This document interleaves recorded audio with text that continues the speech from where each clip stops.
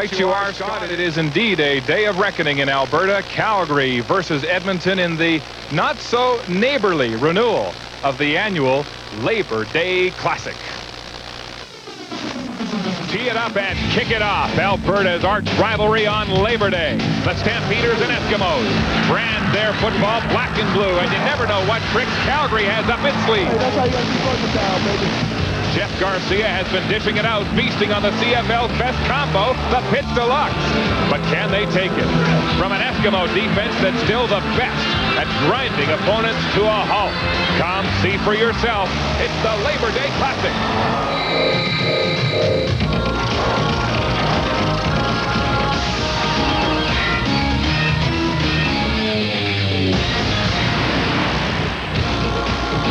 Football in the foothills doesn't come much tougher than the Battle of Alberta. Big sky, big crowd for a big game, expecting upwards to 37,000. That would be the fifth straight sellout for the Stampeders and Eskimos at McMahon Stadium. Good afternoon and welcome to part two of our Labor Day doubleheader. This is the game in which the Stamps and Eskimos measure themselves at mid-season, and so far it's been all Calgary. 3 Labor Day wins in a row. Yesterday we asked Ron Lancaster how he'd break the slump. He said simply, beat the crap out of the Stampeders, and to do that they'll have to get to this man. Stamps quarterback Jeff Garcia making his first anniversary appearance in his debut at McMahon Stadium. Garcia has not lost a home game in Calgary since building an impressive 16-2 record. Good to be back in the booth for the home stretch this season. Number 35, Mr. Whitman, sir, and analyst James Curry, who never pulls any punches. Come to think of it, he never did that in the field either. You got to be a player first not to have to do that. That's right. Anyway, what a great way to kick it off, to back in the saddle with the season this year and being here for Labor Day Classic, huh? Well, Mark, this falls into the category of wishful thinking, but wouldn't it be nice if you could apply the enthusiasm and the crowd support of this Labor Day weekend to every regular season game in the Canadian Football League? All always seems well when you're at Labor Day here in Calgary. I know, James, you love defense, and in particular the Edmonton defense, and for good reason. Well, when you look at this Edmonton defense, it's like looking at the eye of a tornado. And when you're looking at the eye in the center of a defense, it's led by its linebackers, Ruck, Mobley, and Pless. This group is what everything is focused on the Edmonton defense that leads the league, and they're number one. Offensively, it will be the first meeting of the year between the league's top 2 receivers. The man who leads, Alan Pitts, with 46 catches. And the man the Eskimos feel will have to have a big game today, number 2 in receptions with 35, downtown Eddie Brown. When, if indeed offense sells tickets and defense wins championships, we have the best of both worlds here today at McMahon Stadium here in Calgary. Here's what's coming up on the BF Goodrich TA halftime report. Life after Doug Flutie in Calgary. Jeff Garcia picks up where he left off. The Stamps are as good as ever. And we'll go back to Hamilton for the story on the Argo route of the Tiger Cats.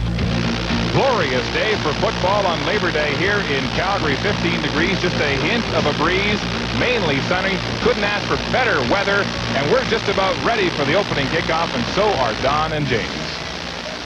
Ideal conditions for this 34th Labor Day game, and for Ron Lancaster, a milestone game. This is his 100th as coach of the Edmonton Eskimos, the 66-33 record. Wally Buono, since taking over as the head coach of the Stampeders in 1990, has compiled a most impressive 52-5-0 coaching record here at McMahon Stadium. Both coaches come into this game with the utmost in respect for their opponent. Wally Buono was saying that really his team has not faced one of the top contenders in the league thus far in the season.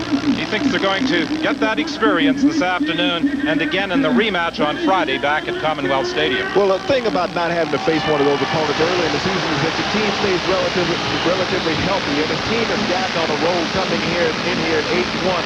But playing Edmonton, you really don't concern yourself with the record so much. This game is a motivating factor enough. The Edmonton Eskimos bus down yesterday afternoon. They'll be heading back home by bus immediately after the game. It's about a 2.5-hour bus ride, and it would be much more enjoyable if they were heading home with a W behind their record. They have a record of 6-3. Ken Lazarick is the referee this afternoon.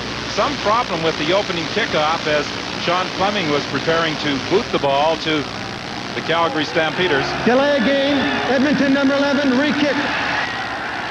Well, they've called the Eskimos for a delay of game penalty, and Ron Lancaster. I don't know. I didn't see that 20-second clock moving. Can't understand that. He doesn't understand how the 20-second clock was moving at that time. Well, they normally don't start the clock until the official blows the whistle in play, and that was a quick whistle and a quick flag. We saw the same thing earlier, and you, as a viewer, witnessed it from Ivor Wynn Stadium. It happened to Hamilton to start the second half this afternoon in their game against the Argonauts. So now it's back to the 25-yard line for this Edmonton Eskimo kickoff to get this 34th Labor Day battle between the Eskimos and the Stampeders underway. It's taken by Coleman at the 30-yard line. He finds a seam. He stumbles but gets it back to the 50-yard line. He's brought down there by Trent Brown. That was a 55-yard kickoff, a 21-yard return. And Jeff Garcia comes out to direct the Calgary Stampeder attack. This is really the first anniversary of Jeff Garcia as a starting quarterback for the Calgary Stampeders. There was a penalty flag on the play. An illegal block was called against the Stampeders. That will take the football back to the 31-yard line. Garcia was hoping that he would begin the first Calgary offensive series from around the 50. Garcia did not take the opening snap last year in the Labor Day game. The injured Doug Flutie took the snap, and then Garcia took over. And what an offense he directed last year on Labor Day against the Eskimos. Anderson takes the swing pass. There's a penalty flag again. We've had 3 plays, the opening kickoff, and 3 penalty flags. Well, I had a conversation with referee Ken Lazarus prior to the game and says he'd like to have a game where the referees really didn't have part in it, but in the first 3 plays, 3 flags. Well, that flag was dropped in error, according to referee Lazarus. Maybe he didn't get it deep enough in his pocket.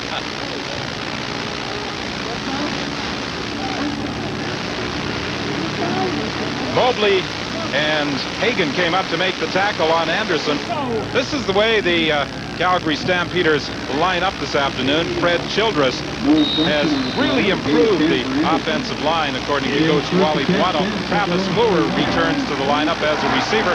And the Stampeders this year are getting the ball to the wideouts a little more than they did over the past couple of seasons. Jeff Garcia says he is looking to the wideouts perhaps a little more. He's under some pressure, and he is going to throw it away, and there's a penalty flag again. Hunter was pressuring Garcia. He had his first day of the season and the only loss this year by the Stampeders to the Winnipeg Blue Bombers. Well, this is a questionable call. I think they're going to get him with intentional grounding, but it looked like he could have been roughing the pass. That's the call against Garcia. There was no receiver in the area. Well, I think that on that play, it doesn't have to be an offensive receiver. Even if there's a defensive player in that general area, he's an eligible receiver in that case, so you really can't call grounding on that situation. 2nd and 13, Calgary back at the 38-yard line. Vaughn lines up wide to the left. Garcia operating from the shotgun. He mishandles the snap, and down he goes under pressure from Willie Pless. This Edmonton Eskimo defensive unit is fired up this afternoon. They lead the league in so many defensive categories, and Calgary and Jeff Garcia understand why. Well, spoke about it in the opening. The linebackers for the Edmonton Eskimos were going to be the focal point of their defense. Willie Pless makes his presence known early. He comes into this game 2 tackles shy of 900 on his career, and Garcia fumbles the ball, and Pless is right on top of him to make sure he gets no further with an advancement. Since they began keeping statistics in that category, defensive tackles in 1987, Willie Pless would become the first in league history to have 900 tackles. Good kick by Martino.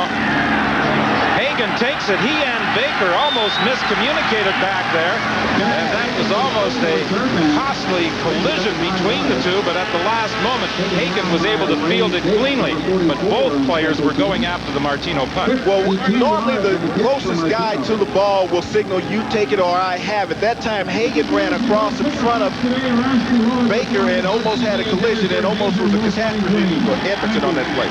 Starting quarterback Danny McManus has been receiving heat much of the season in Edmonton. He was saying this afternoon against the Stampeders, he feels he'll have to nickel and dime their defense. He has respect for the Calgary Stampeder defense. Eric Blunt is going nowhere. He's dropped for a loss of about 1. Will Johnson made the tackle. Eric Blunt. Offensively, the Eskimos have Thomas Rayam at that left tackle position. He's the biggest man along the offensive line. And look for Eddie Brown to move from his normal slot back position to a wideout spot for a good portion of today's game. He's lining up right now, James, at a wideout position. What they're trying to do is get him on the outside and stretch this Calgary defense. Little swing pass. And Collins is not going to go anywhere as he is stopped right at the line of scrimmage by Daryl Hall. Well, Jerry Collins has been inserted in the backfield at the fullback position, only weighing about 190 pounds. Tony Burst, fullback they picked up in the dispersal draft from San Antonio, had high expectations, but he's had a rotator cuff injury. But Daryl Hall on the closing, once the ball is in the air, and that's what these linebackers can do on both sides of the football, is close once the ball is in the air. Glenn Harper, a directional punter, will stand back at the 23-yard line. There were some thoughts in Edmonton this year that Sean Fleming, when he returned, might handle both assignments. And you see Harper angling it to the sidelines and putting it out of bounds. No opportunity for a return for Coleman at the 31-yard line. 12:13 is the time remaining in the opening quarter. Still no score in this Calgary-Edmonton Labor Day battle. Jed Roberts is still incensed. He took a couple of shots from Anthony McClanahan, but it appeared as though he was hurt before McClanahan really went after him right there. Well, it looked like on the play when he came off, he might have jammed that thumb. And a lot of players, when you get pain in that hand, you'll go down. You can ask Mark Lee about that. He's been wearing a little splint all week trying to get some sympathy. Trying to play a little basketball down in Atlanta. Jeff Garcia rolling to his right, looking for an open man, and Alan Pitts is overthrown. Alan Pitts, over the last 2 seasons, has had huge games on Labor Day against the Edmonton Eskimos. 154 yards, 165 yards. Well, when you look at Alan Pitts, I mean, he's been one of the top receivers in the CFL here in the 90s. He and Dave Sapuntis both have combined for over 15,000 yards coming into this weekend's contest in Canada. But one of the things that Jeff Garcia likes to do is throw towards the sideline. When Doug Foote was here at quarterback, he ran to throw the ball back over the middle, and now this has gone from outside in to inside out in this offense. Garcia looking for some protection from Anderson, gets it to buy a little extra time, throws back over the middle to Terry Vaughn. That's going to be close to a first down. Davis Reed came up to make the tackle. Well, that was an excellent read by Vaughn of finding the open spot for his quarterback. It was a nice job done by Garcia because he didn't panic. He ran, bought himself the time, allowed the play to develop, and made the pass. Benny Goods leads an Eskimo defensive line that has applied all sorts of pressure this year to every opponent they have faced. They lead the league in quarterback sacks. Willie Pless, as we mentioned, coming into the game just 2 tackles shy of 900 for his career, and Darian Hagan is a key man in the Edmonton Eskimos secondary for this afternoon's Battle of Alberta. The measurement revealed a first down for Calgary. The handoff to Anderson, and he dives through to the 45-yard line, stopped there by Sellers. Number 94, Sellers, last year in preseason, broke his leg on the opening kickoff. They wanted to take a look at him to find out just what he might be able to do for the team. Never got an opportunity to show the coaching staff all his skills, but he is a valuable member of that defensive unit this year. Really excited about this young man. Played 2 years of junior college down at Walla Walla JC, and you know he's a guy who has a long career ahead of him. Garcia operating from the shotgun on second down. He gets the protection, looks for Alan Pitts, and again he overthrows him. Pretty good coverage on the far side as Pitts was really having difficulties getting into his pattern working against Glenn Rogers. One of the things that when you're looking to go deep all the time is that the ball has a tendency to carry, and Pitts is looking back into quite intense sunshine right there, and the ball is overthrown. But you get a shot here of Goods and Romano. Romano, a perennial all-star, along with Benny Goods, who comes into this game leading the league in sacks, takes a shot on Sellers. Also, there's a lot of intensity in this Labor Day battle. 10:06 remaining in the opening quarter. Baker and Hagan are back to accept this third down kick from Tony Martino. Martino this year has averaged 42.7 yards per kick. This time Baker is going to take it back at the 10-yard line. They're trying to set up the wall. There's a penalty flag in the play. Nowhere for Baker to go as he is down at the 20. A 55-yard kick by Martino. You know, you talk about a good old-fashioned barroom brawl. I think we're in store for one this afternoon, indicated by that last series with the Calgary's offensive line and Edmonton's defensive line. Intensity and wolves run deep with both of these teams. You can make the cut of your life and win $50,000. A holding call against Brady Kavnis, and that puts the Eskimos into a hole they didn't want early in the football game, starting from their own 7-yard line.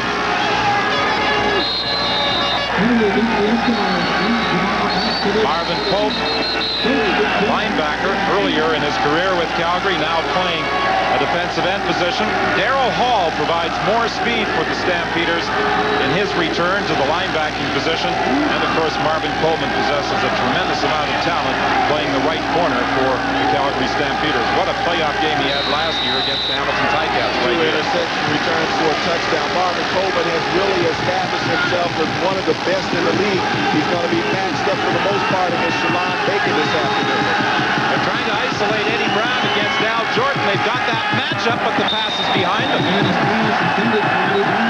You know, one of the knocks on Danny McManus is that he throws a lot of interceptions. Danny McManus throws the ball on time. Eddie Brown, playing a different position, may have misread the signal call when they lined up in the huddle and came out thinking that he might have been in slot and knew that the normal outside receiver would be getting that ball. Ron Lancaster, in talking about the 16 interceptions Danny McManus has thrown this year, said he has to eat the ball once in a while, throw it up into the stands. He said, but he sometimes tries to force it, and when you do that, there's a tendency to get picked up. A screen to Eric Blunt, but it's going nowhere. Rodney Harding was there, and so was Darryl Hall. You know, the pursuit of this Calgary defense is great on every play. When you talk about intensity, intensity is something that you bring from the locker room with you. They try to set up the screen. It's recognized. Rodney Harding, a 12-year veteran in the CFL, playing most of his career out. He's coming to Calgary this year, helped solidify this defensive front, and they're very pleased to have him in that core. Glenn Harper is going to be kicking out of his own end zone. The Stampeders are going to get the ball back in excellent field position.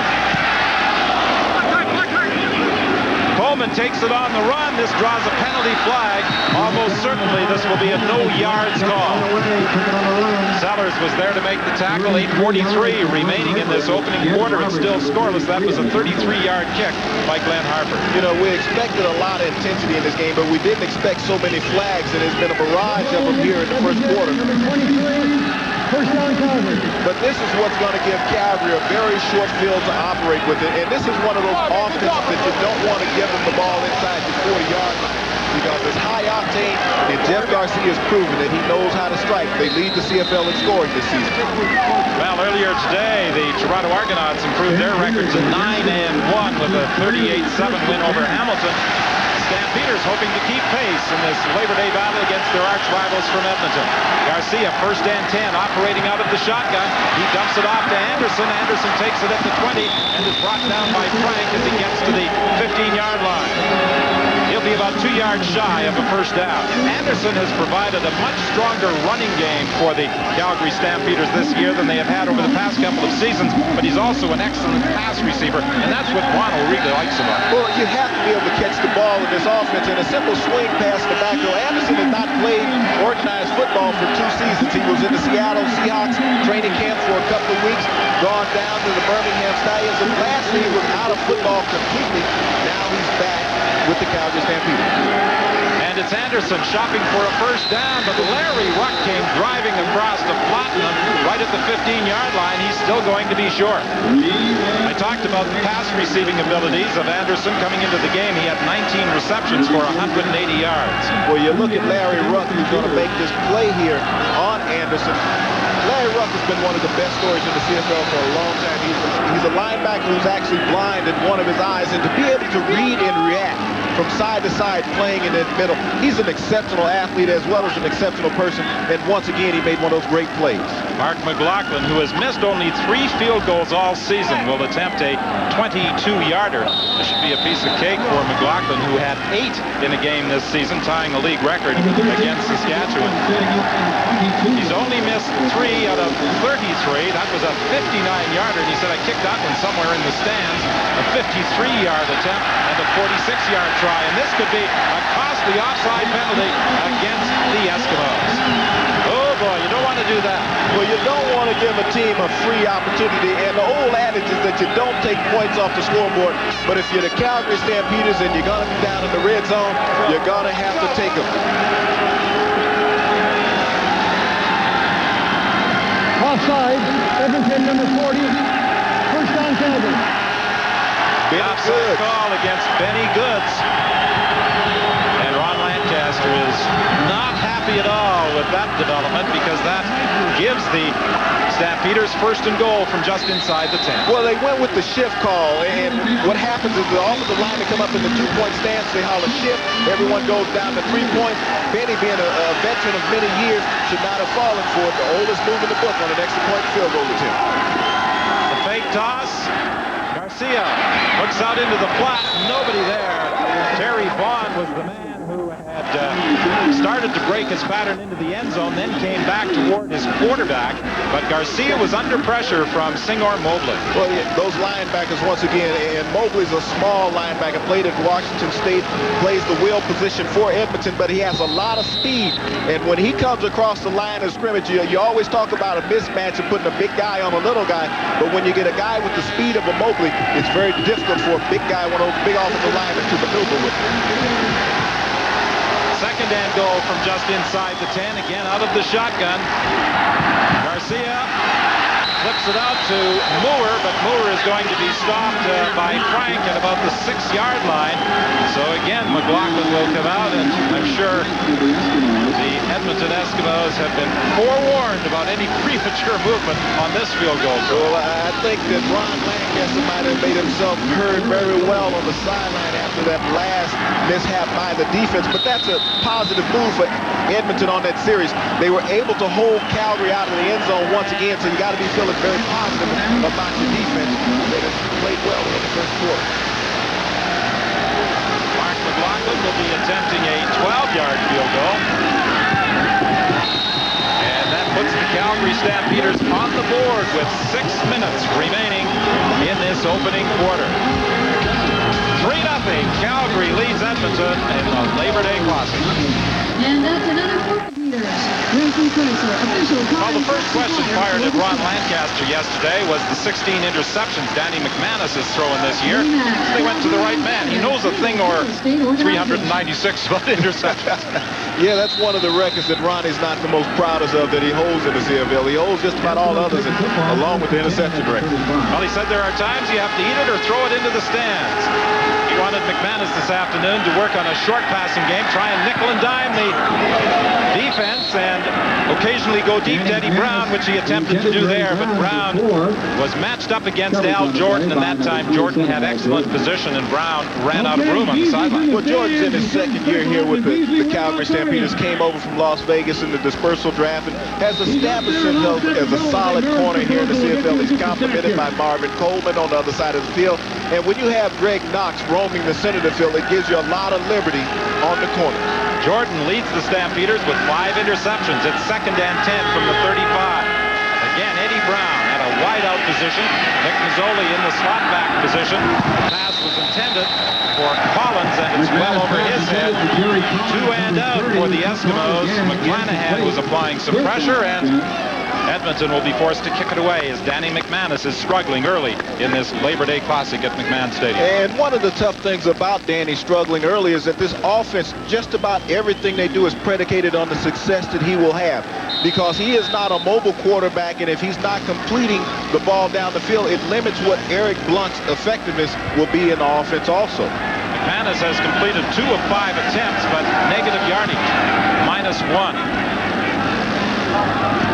Vaughn takes the 3rd down punt, breaks the tackle, continues to spin up to the 48-yard line. Pretty good return by Vaughn before he was brought down by Trent Brown. 5:02 is the time remaining in the first quarter. 3-0 Calgary. You know, Trent Brown's a story within himself in this game. Trent Brown was having his best game last year as a pro. He had 7 tackles prior to going down with a knee injury that caused him to miss the next 5 games. But he has really developed into a solid middle safety for the Edmonton Eskimos, and their defense coming into this game leads the league in least amount of yards allowed, only 189 per game.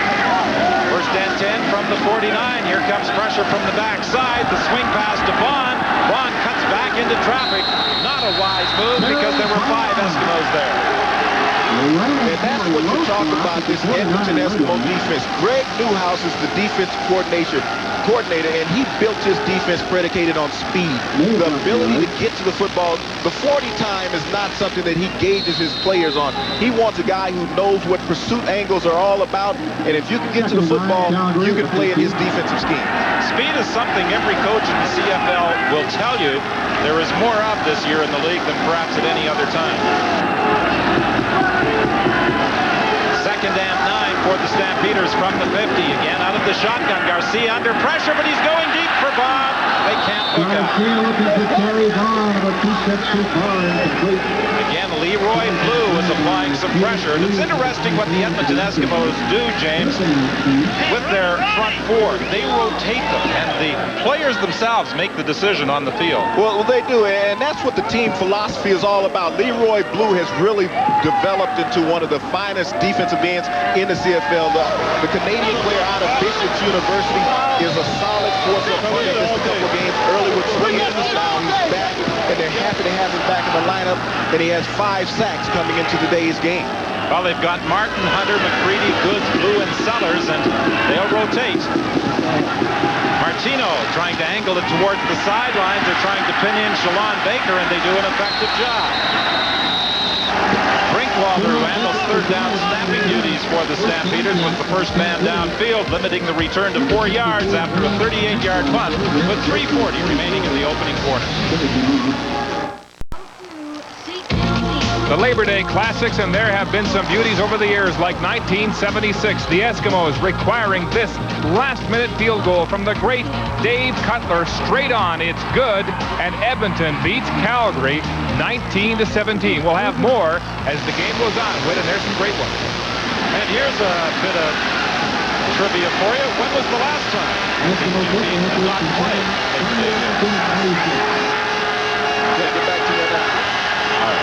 We'll give you a little time to think about that one, James. First and 10, McManus hands off to Blunt. He's got a big hole.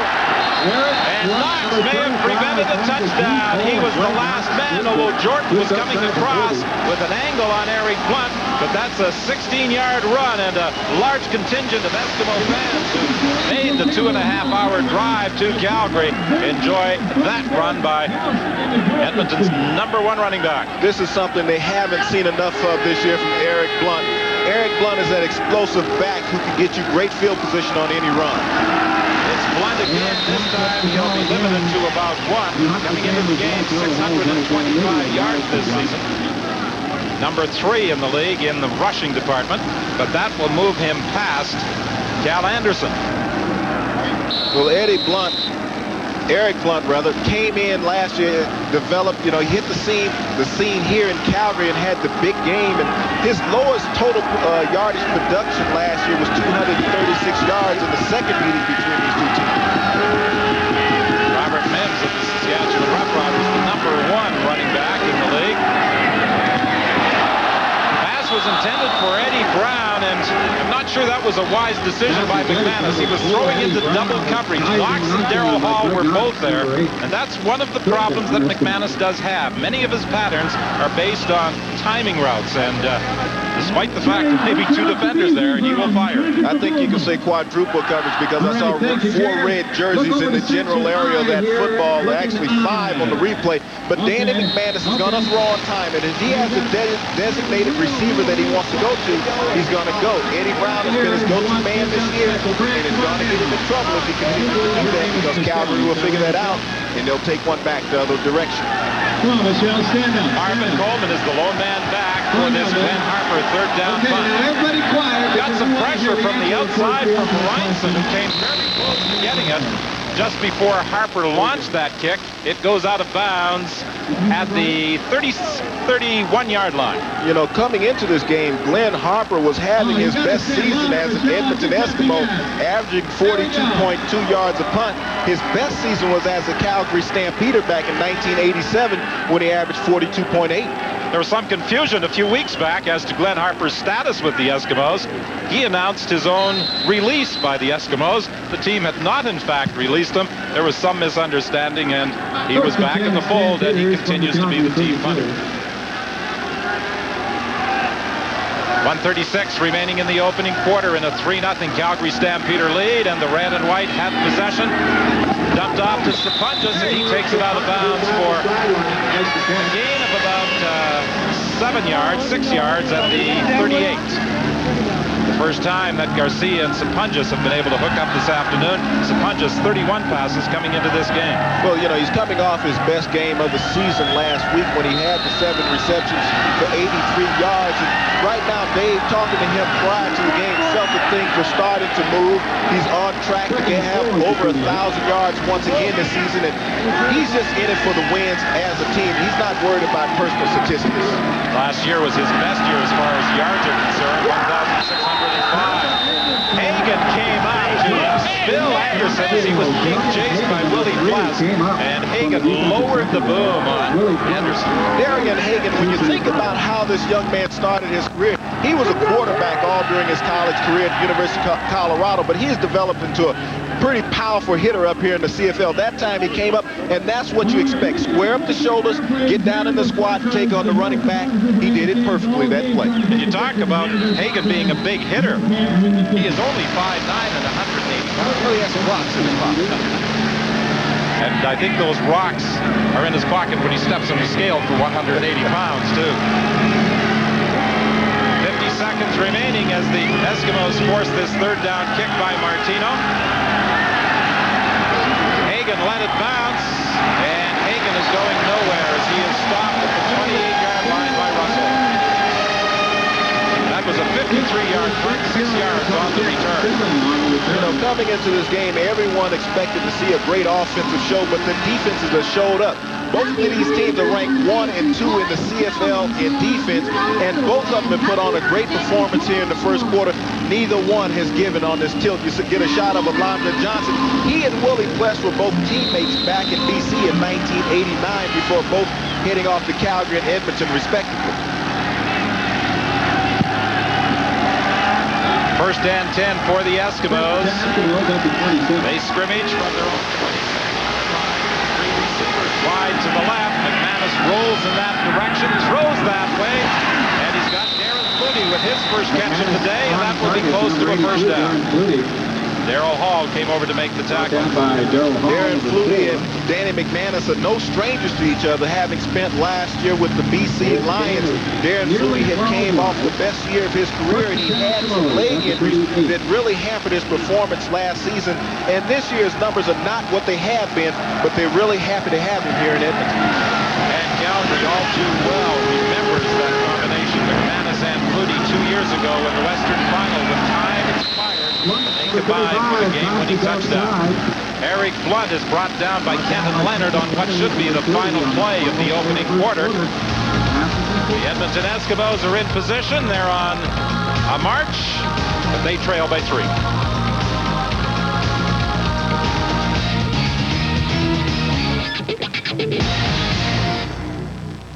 Stampeders is Amanda Simpson.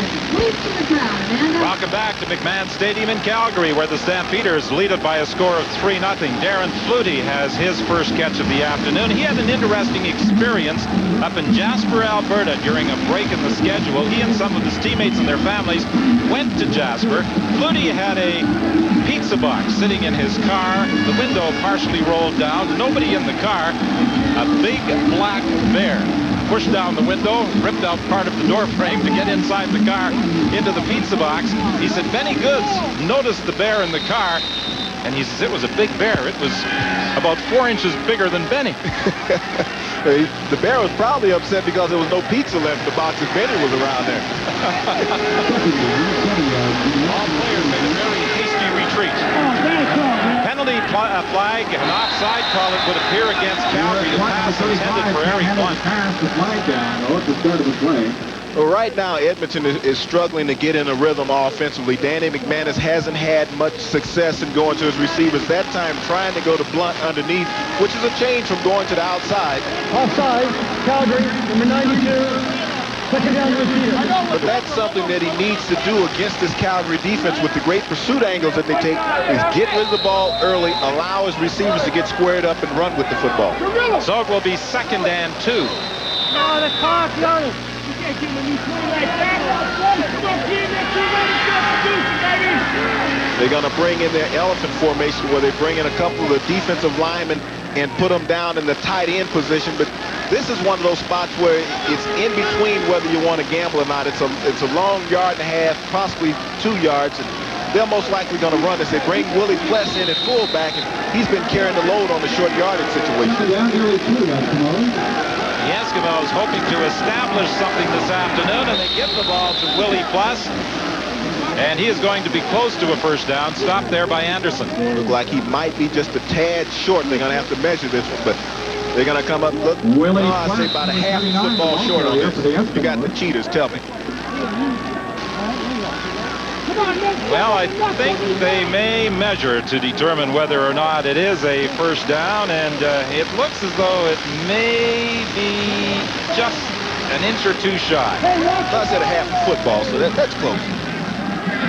Close enough, James, and I don't think there's much doubt about what Ron Lancaster wants his team to do. Well, he's going to need to go. He needs to build some momentum with his offense. They can't keep going 2 and out, because Calgary averaging almost 40 points a game coming into this contest. You don't want to give them too many opportunities. Well, Lancaster said he had to get some offense generated in this game, to get some drives put together by his offensive unit, because he didn't want to see that #1 defensive team out in the field all afternoon. Well, even when you have the best defense in the league, you can wear it down, and Calgary has worn down a lot of teams throughout the past 7 years here in the 90s with that offense. Well, this game is evolving the way both coaches said it might, trying to gain control of that battle between the offensive and defensive units, and there hasn't been much to choose so far today between these two teams. Third down gamble with Danny McManus carrying, and he appears to have sufficient for the first down for Edmonton. Well, this is the point in the game where Danny McManus is going to need to utilize all of his receivers. As we get a look at the first quarter stats, only 30 yards apiece between each team, but Nick Mazzoli hasn't seen the football yet, neither is Shalon Baker. So those are two of the players in this offense that he's going to have to get involved. Time of possession, big difference. Oh, that pitch screen deflected right at the line of scrimmage by Will Johnson. Had Johnson been able to put both hands on the football, there was nobody between he and the goal line. Well, Will Johnson is a tremendous athlete. Will Johnson, not known to many people, leads the CFL in sacks during the 90s. And he has been a stalwart on this Calgary defensive front this year. He's been complimented by Rodney Harding inside, a 12-year veteran, along with the addition of Marvin Pope back on the weak side. And they're a really fine group up front. 99 career sacks for Will Johnson. 3 receivers wide to the right. Little swing pass to Blunt. Blunt trying to put some moves on the cornerback, hoping he would make him miss. But Davis was able to get a piece of it. Eddie Davis, the newest addition to this Calgary secondary. Last year, Jackie Kellogg played that position late in the year. Eddie Davis beat him out. And he is one of those players that is getting better as the season progresses. We see Rod Conop down on the field, and that's an injury and a player that the Edmonton Eskimos can't afford to have. Well, Rod Conop, of course, has been the veteran of the Edmonton Eskimos. This is his 250th career game.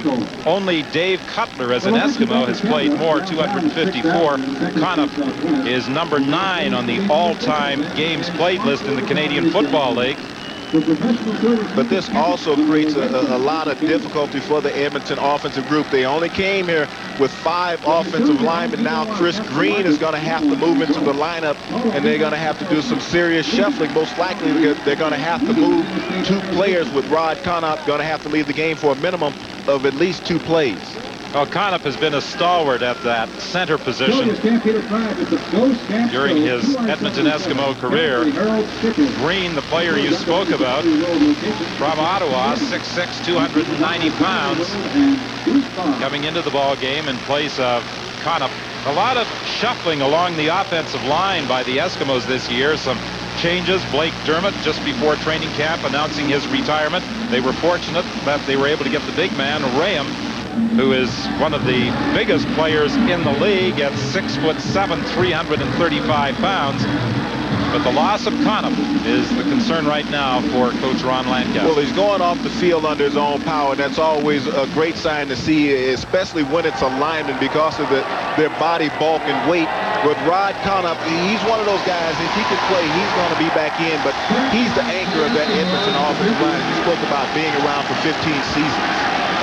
Dixon will handle the 3rd down snap.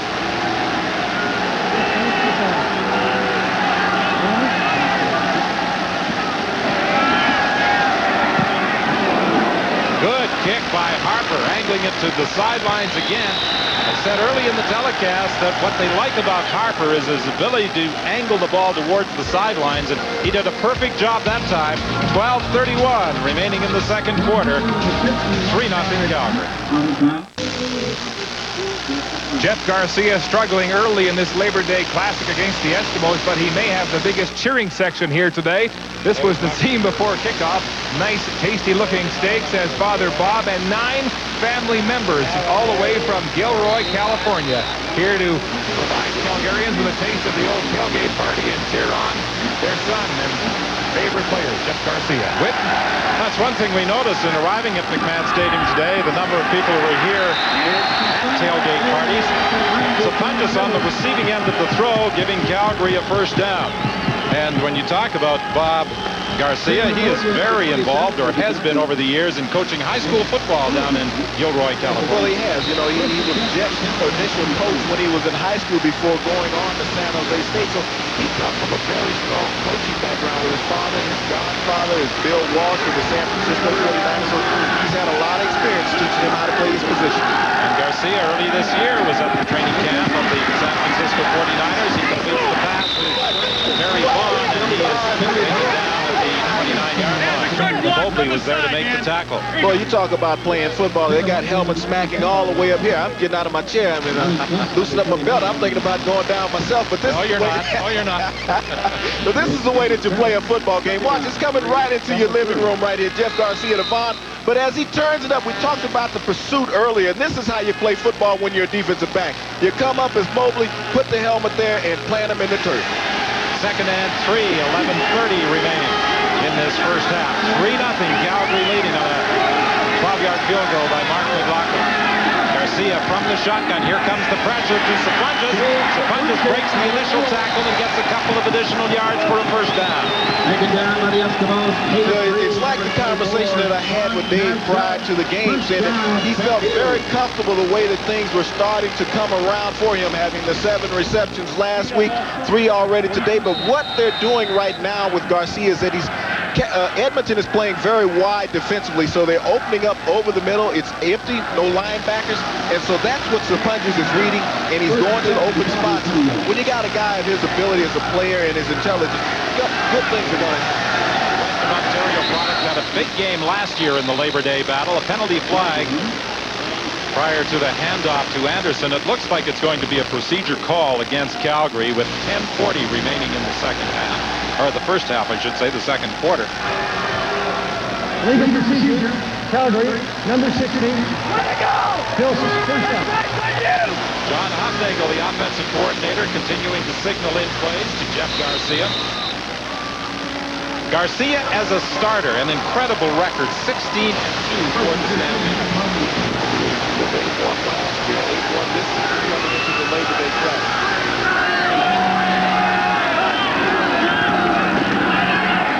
To the sidelines, it's picked off, and Kavis Reed could take it the distance. He will.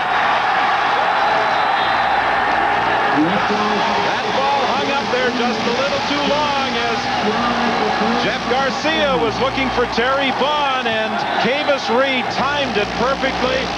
He almost lost the football as he was able to juggle it and take off down the sidelines for the interception return that puts the Eskimos in front. Talked about closing speed earlier when we mentioned the Edmonton secondary and their defensive coordinator Greg Newhouse, and that's what you saw that time with Kavis Reed. Played the right corner last year for the Edmonton Eskimos. This year, when Frank came in, they switched him over to the opposite side. The ball hung too long. He closed on the ball. What he did, he tipped it up in the air. Didn't try to knock it down, tipped it up in the air, able to gain control, able to walk it in for the touchdown. His 6th interception of the season, and now the point after from Sean Fleming. And the Edmonton Eskimos have quieted this capacity crowd at McMahon Stadium. You get a good shot there, Kavis Reed. You're going to get it right here from behind Jeff Garcia. The ball will just hang as he heads out towards the right sideline. Reed gets a good jump, tips the ball at his highest point, and that's what you teach a defensive back. Go up and get it at its highest point. He went higher than Vaughn, and the results were a touchdown off the interception. You could almost see Kavis Reed smacking his lips as he stood back there waiting for that ball to arrive, because he had vision on the football from the moment it left Garcia's hands until he took it away. Well, you have to salivate when you're a defensive back. Jeff Garcia, coming into this afternoon's game, had his first game as a pro last week where he passed for less than 200 yards in a game. 5 times this year already, Edmonton's secondary has held opponents under 200 yards passing in a game. So it's an even match when you look at that. Garcia hasn't been on a big roll, but the secondary for Edmonton has really been on a roll, and that's the architect of that defense, Greg Newhouse. He's the defensive coordinator, and they're very pleased with the defensive scheme he has designed for this game against the Calgary Stampeders. Coleman takes the ball at the 10-yard line. Coleman broke the initial wave of tacklers. He's still on his feet. And that's something Coleman has the ability to do, make would-be tacklers miss. But there is a penalty flag. But it looked as though the Eskimos initially were going to stop him in his tracks, but he returned that kick 30 yards. The life of a returner in the CFL is that you have to be daring, and you have to be willing to hit the seam, have confidence in your blockers, that the block is going to be made, and that's what Coleman had, because he took it up. Normally guys will want to bounce that out, but if you take it up the seam, big things will happen. Number 2, first down. The holding call against Terry Vaughn will wipe out an excellent run back by Coleman. Chuck McMahon, who handles the wide receivers and the running backs for the Calgary Stampeders, now talking to the players as they come off, but he had some final words for the offensive crew just before they went on the field, speaking particularly to Terry Vaughn. 5-receiver set as Garcia operates from the shotgun.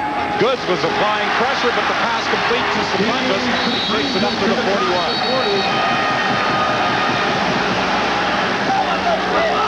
David Stampeders has earned a living in those underneath routes for the past 5 years.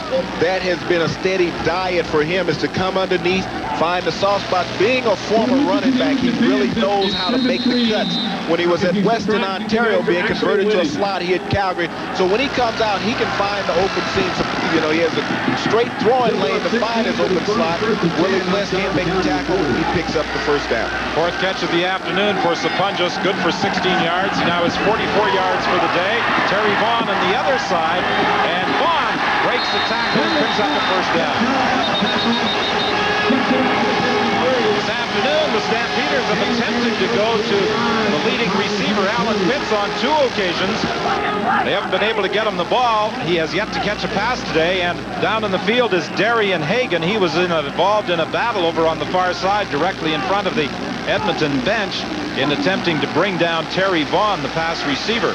Well, this is a game that no one's going to be shorted on hits this afternoon. Terry Vaughn, you see as he brings it back in, normally a receiver just wants to step out of bounds. Terry Vaughn turns it up, and he gets leveled by one of his own players. Looked like Frank coming over the top, and he caught a helmet right in the chin, and he's still face down on the turf.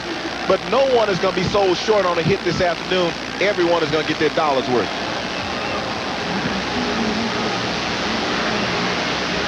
You see Darren Hagan down on the field. That causes quite a bit of concern for anyone up here in the box and down here on the field.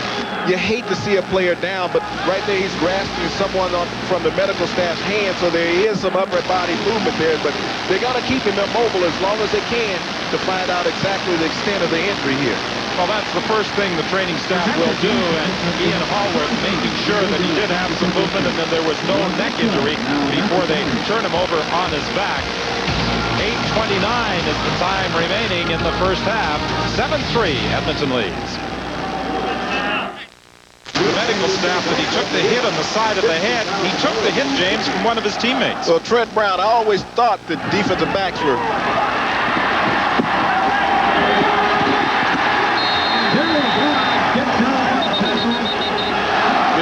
thought that a lot of defensive backs came in with their eyes closed. And take that back, there was Singo Mobley who came in there 27-28, but a tremendous hit by Mobley.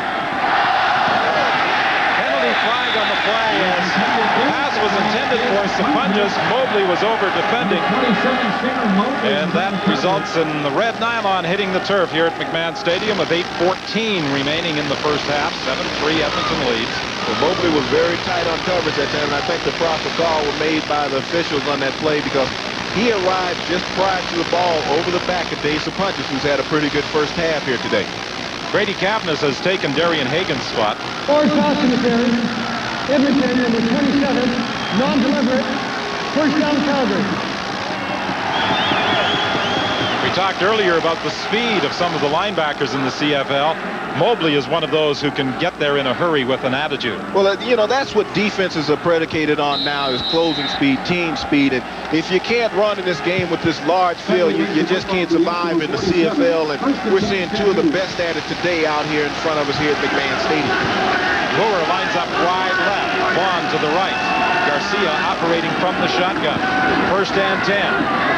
Garcia for Moore, and Moore is stopped in his tracks by Malcolm Frank.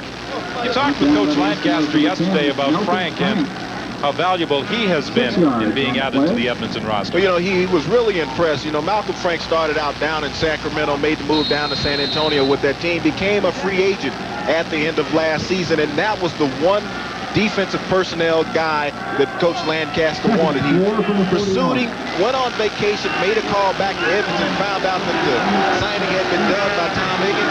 He said the rest of his vacation was a breeze at that point. I said I really enjoyed the rest of the vacation when I found out that he had signed as a free agent. Garcia is forced out of bounds. He was being pursued by Martin. He tried to throw the football, and I think in the process threw it right into the lens of one of our cameras. We might have the best seat in the house on that one right there, but Earl Martin with great pursuit on that play, and that's what we talk about is getting from sideline to sideline. One of the things Garcia has to do is run under control just a bit more. He's not seeing the whole field, and his receivers have to work back towards him, but Earl Martin kept his lane of pursuit and forced him out of bounds. So the Stampeders are forced to kick it away. Get a good shot of our cameraman right there. Hey, Jimmy Nilsson staying at work, not taking a break. 7:05 remaining in the first half. A 7-3 Edmonton lead over Calgary. Calgary 8-1. The Eskimos 6-3 coming into this game. Baker waits for the ball at the 7-yard line. And Baker goes out of bounds at the 15. Baker complaining about a late hit. He's saying he was out of bounds, and I think with some justification. Only 8 yards on the return. There is a penalty flag. We'll sort it out for you when we come back.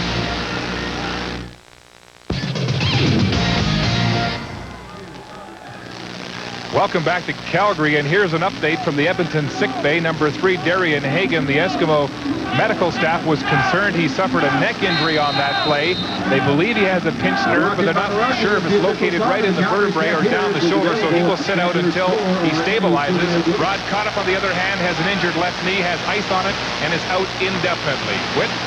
Well, the penalty on the punt took place at the line of scrimmage, so that takes the ball back, and the Stampeders kicking over, and this time they are going to kick it into the end zone. Martino angling the ball down towards the corner. Shalon Baker goes to one knee to concede the single point.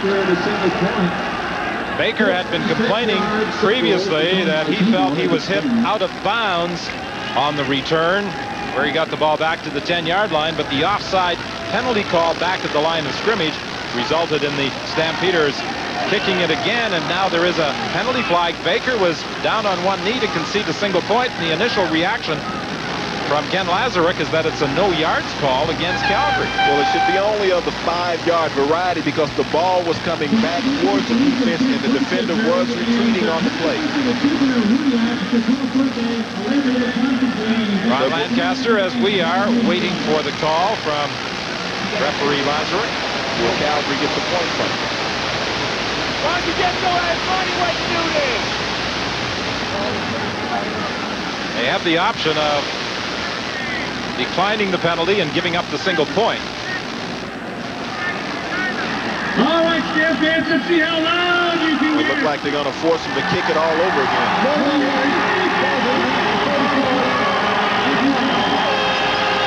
They're going to give them the single point to get field position. Yeah, that's the proper move. So it's a 7-4 football game. This has been a very busy day on CBC television, and it will continue this evening. Russia versus the United States from Madison Square Garden in New York, following our Labor Day telecast from McMahon Stadium in Calgary. I don't want to sound biased, but did you see the U.S. the other night in Philadelphia? I know, you're talking about another U.S. dream team. That's a pretty good squad the Americans have. Looking for downtown Eddie Brown, but his attempted route was aborted by Al Jordan. There's a penalty flag back at the line of scrimmage. I think we're going to get holding on Calgary, but Danny McManus, this is not what you want to do when you're struggling as a quarterback, is try to live with the deep ball. Legal contact on an eligible receiver. Calgary, number 29. First down, Edmonton. They caught Eddie Davis interfering with an eligible Edmonton receiver. So that provides Edmonton with a first down. So relinquishing the single point despite the penalty has certainly been advantageous to the Eskimos because they are now first and 10 at the 45-yard line. I'll come back to that in the contact after the play. McManus for Blunt over the middle, and that will be a pickup of 5, maybe 6. Paul and Davis combined in the stop. And that's what Danny McManus needs to do. But coming back to that illegal contact, as a defensive back, you are allowed to jam an offensive receiver. And there is a zone where you're allowed to jam them at. And if you take that away from a defensive back, that jam zone, then all of a sudden you're going to get receivers running free. He jammed him up within that 5-yard zone, and they threw a flag on him. I don't understand that call. Well, Davis didn't, judging by his reaction when he was discussing the call. Again, that quick inside toss, this time to Flutie, and he'll get another first down.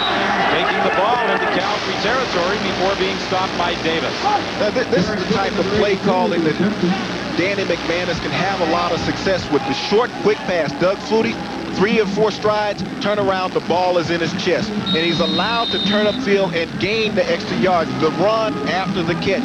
And that's what Danny now is allowing his receivers to do, run after making the catch. McManus said they learned something from watching tape of the game between the Stampeders and the BC Lions.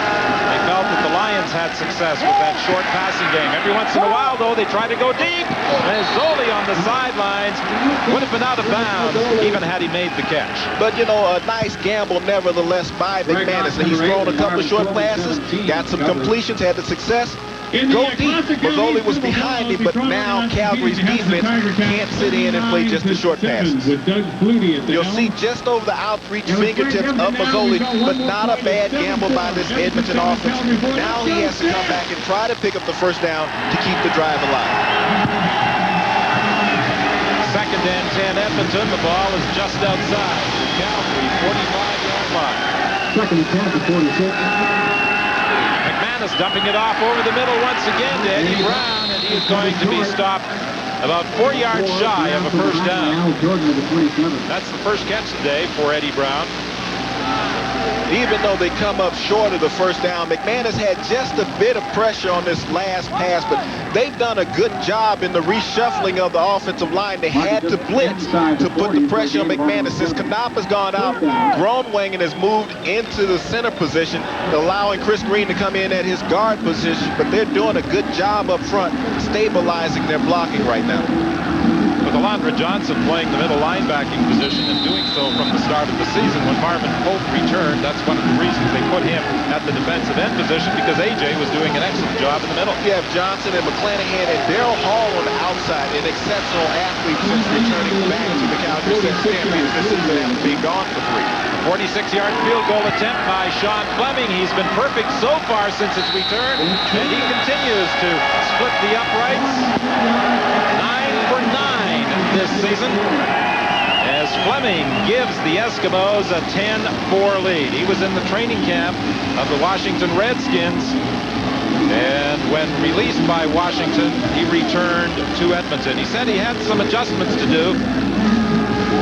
In the NFL, of course, they do not use the kicking tee, and he said at times trying to get that ball up quickly was a bit of a problem. That's one of the true challenges when you have to kick off the natural surface, and the kickers in the CFL have always had an advantage distance-wise because they can get the ball over the line of scrimmage.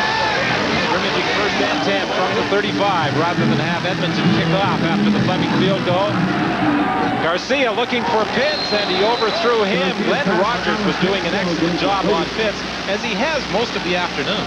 Glenn Rogers is an exceptional one-on-one cover man, but right now Jeff Garcia seems to be struggling, and when your quarterback is struggling, the timing between the receivers is just not there because they seem to be hesitating on their routes. As you can see, that ball took off, but one of the things Jeff's going to need to do is go back to what they did. Last year they were big bust. Was he hit? Not for long. Garcia tried to pull it down and then go deep. He didn't get the opportunity. He was hoping that Terry Vaughn would be able to get in behind Gavis Reed, but he never got the chance to throw as Larry Ruck was applying pressure with 2:54 remaining in the first half. And Edmonton is in front by 6. Credited as the Eskimos' 4th sack of the afternoon, but I think Larry Ruck got some help as Leroy Blue was forced into Garcia, and he may have tripped as he tried to evade the tackle. Well, you get a shot of it right here. Leroy Blue gets that paw out on Garcia's heel, and he trips him up just like a cheetah when he's going after an antelope. You hit him on the heel, and he's going to fall over every time. Leroy Blue with the 2nd sack of the afternoon. 4 sacks today for the Eskimos. They lead the league in that department with 48. Shalom Baker fumbles the football, and the Stampeders have recovered. Wayne Drinkwater was the man downfield to grab that ball as it bounced off the chest of Shalom Baker. And Ron Riefmaster could only shake his head. His team in control in the league stages of this opening half with 2:32 remaining. But they give the Stampeders another opportunity. Well, this is how things get away from you. Wayne Drinkwater hustling down the field, came over as a free agent from the Saskatchewan Roughriders, took over the long snap duty for the Calgary Stampeders, and normally the first man down the field, nothing but hustle. And when you join this Calgary team, that's how you prove a point to the rest of the players that are here. You establish yourself by hustling. Garcia looking out into the flat. He's got Terry Vaughn. Vaughn trying to get additional yardage, and he does. To the 35-yard line before he's stopped by Larry Ruck, but that's a Calgary first down. I've been most impressed with Terry Vaughn's actions after catching the football this afternoon. He has made several players miss on each reception, and if you keep doing that, eventually you're going to hit that seam and you can take it in for 6. He was a 1,000-yard receiver last year. This year he had a 104-yard touchdown against Saskatchewan in the season opener on June the 23rd. Been able to get the ball to Pitts, but 5 catches today for Terry Vaughn. There's Alan Pitts for the first time this afternoon, and Pitts takes it out of bounds inside the 10. Well, this is what Jeff Garcia has done since taking over as the starting quarterback for the Calgary Stampeders, is use his complementary receivers. 27 yards on that last reception by Alan Pitts, but now he's working to both of his inside guys. Pitts and some punches. That time he takes a big hit, but he hangs in there. Alan Pitts, a lot of cushion. You can't do that for the big gazelle because he'll make you pay. 3 times this year he has caught passes in a game for better than 100 yards. 43 times he's done that, a league record during his career. Garcia scrambling, looking to the end zone for Pitts, and it's intercepted.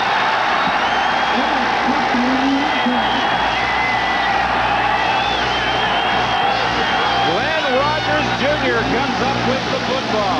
Boy, has he atoned for the ejection last year with his play this afternoon. Well, you know, he really did get a chance to play last year. He just missed an interception earlier.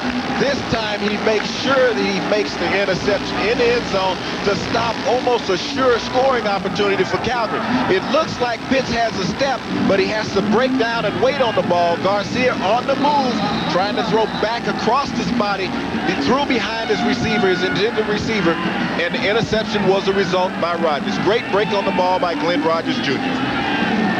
The 5th interception of the year for Glenn Rogers Jr. He has had excellent position most of the day in working against Alan Pitts. That's a matchup we were looking for. Pitts has only caught 1 pass, that for 27 yards, but Rogers comes through with the key end zone interception to snuff out the Calgary drive with 1:55 remaining in the first half. And Don, this goes back to the point that I talked about when we look at Cavis Reed down on the field with cramps.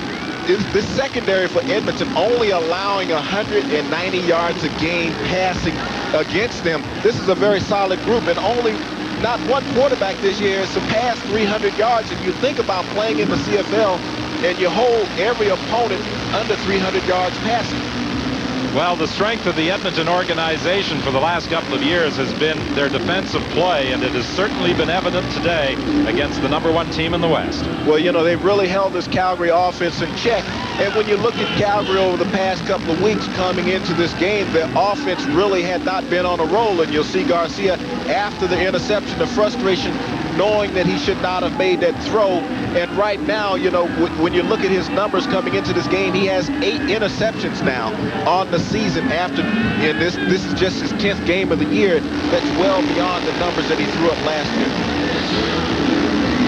Here's what's coming up, guys, on the BF Goodrich TA halftime report. We'll profile the ascent of Jeff Garcia, having a tough game out here today, but in 1 year he's become one of the premier CFL quarterbacks. We'll also recap Doug Flutie's Labor Day efforts in Hamilton. The Argos winning big. Don and James will crunch the first half numbers. Calgary hoping to get another opportunity. Twice they have been inside the 25-yard line, and all they've been able to come away with is a Mark McLaughlin field goal. Blunt was the ball carrier. He got back to the line of scrimmage, and that was about it. 1:51 remaining. Calgary hoping to force the Eskimos to kick it away, and they would like to narrow the gap, perhaps even take the lead before going to the dressing room at halftime. And down goes Danny McManus with Rodney Harding wrapping his arms around the Edmonton quarterback. Rodney Harding was a very welcome addition to the Calgary Stampeders defense. That is his 101 sack of his CFL career. He had 100 coming into today's game. That takes him to 101, triple digits for the 12-year veteran. Spent 10 years as a Toronto Argonaut. This year coming over, implementing this Calgary defense. You see him coming right up the middle. Just a workhorse on the guy, Chris Green, who came in and took over for Groenwegen at right guard. And that time, Hardney beat him with an inside rip move and drops McManus for the sack. Well, this is where some of the blocking schemes the Eskimos had planned for this game may go awry because of the injury to Rod Cronop at center. They had to move Leo Groenwegen into that center position, and they're not as strong up front as they would like to be. Well, most people don't understand that the center position is the most integral position on the offense because you're making all the play calls and all the adjustments, and even the quarterback reads off of the calls that the center makes as far as making his audible calls. Calgary called a timeout so that the Eskimos could not take time off the clock before this third down punt by Glenn Harper. It's blocked. Dave Sapunjas got to it. A race for the football. Marvin Pope is after it, and I think he's got it. No, it's still loose, and it's picked up by Harold Martin. And he gets out of the end zone. It will be a first down, Edmonton at the 1. Can you believe this? It looked as though Marvin Pope had a touchdown, and as Marvin Pope... No, it will be a first down for Calgary because they did not pick up enough yards for the first down. Right. Calgary did not have possession of the football, so it will be Calgary's football, first and goal at the 1-yard line. Well, it'll be interesting to see whether they determine if Edmonton or Calgary had possession. If they would have had possession, it would have been a Calgary touchdown. That's the only way Calgary could have possession. As you see right here, Dave Sapunjas, and in the CFL, you have to play all aspects of the football game. Dave Sapunjas is having a fine game as an offensive slot and also coming in playing specialty teams, getting the block. Right here, you see the mad scramble for the football. Calgary, if they do have possession, then you have to call a touchdown right there. If Martin picks up the ball, runs it out, then it's going to have to be Calgary's ball, first and goal at the 1, because he did not pick up adequate yardage for a first down after the block. Well, Sapunjas was so busy celebrating, he wasn't aware of the events unfolding behind him. But judging by the reaction of Sapunjas, I think it's Edmonton ball.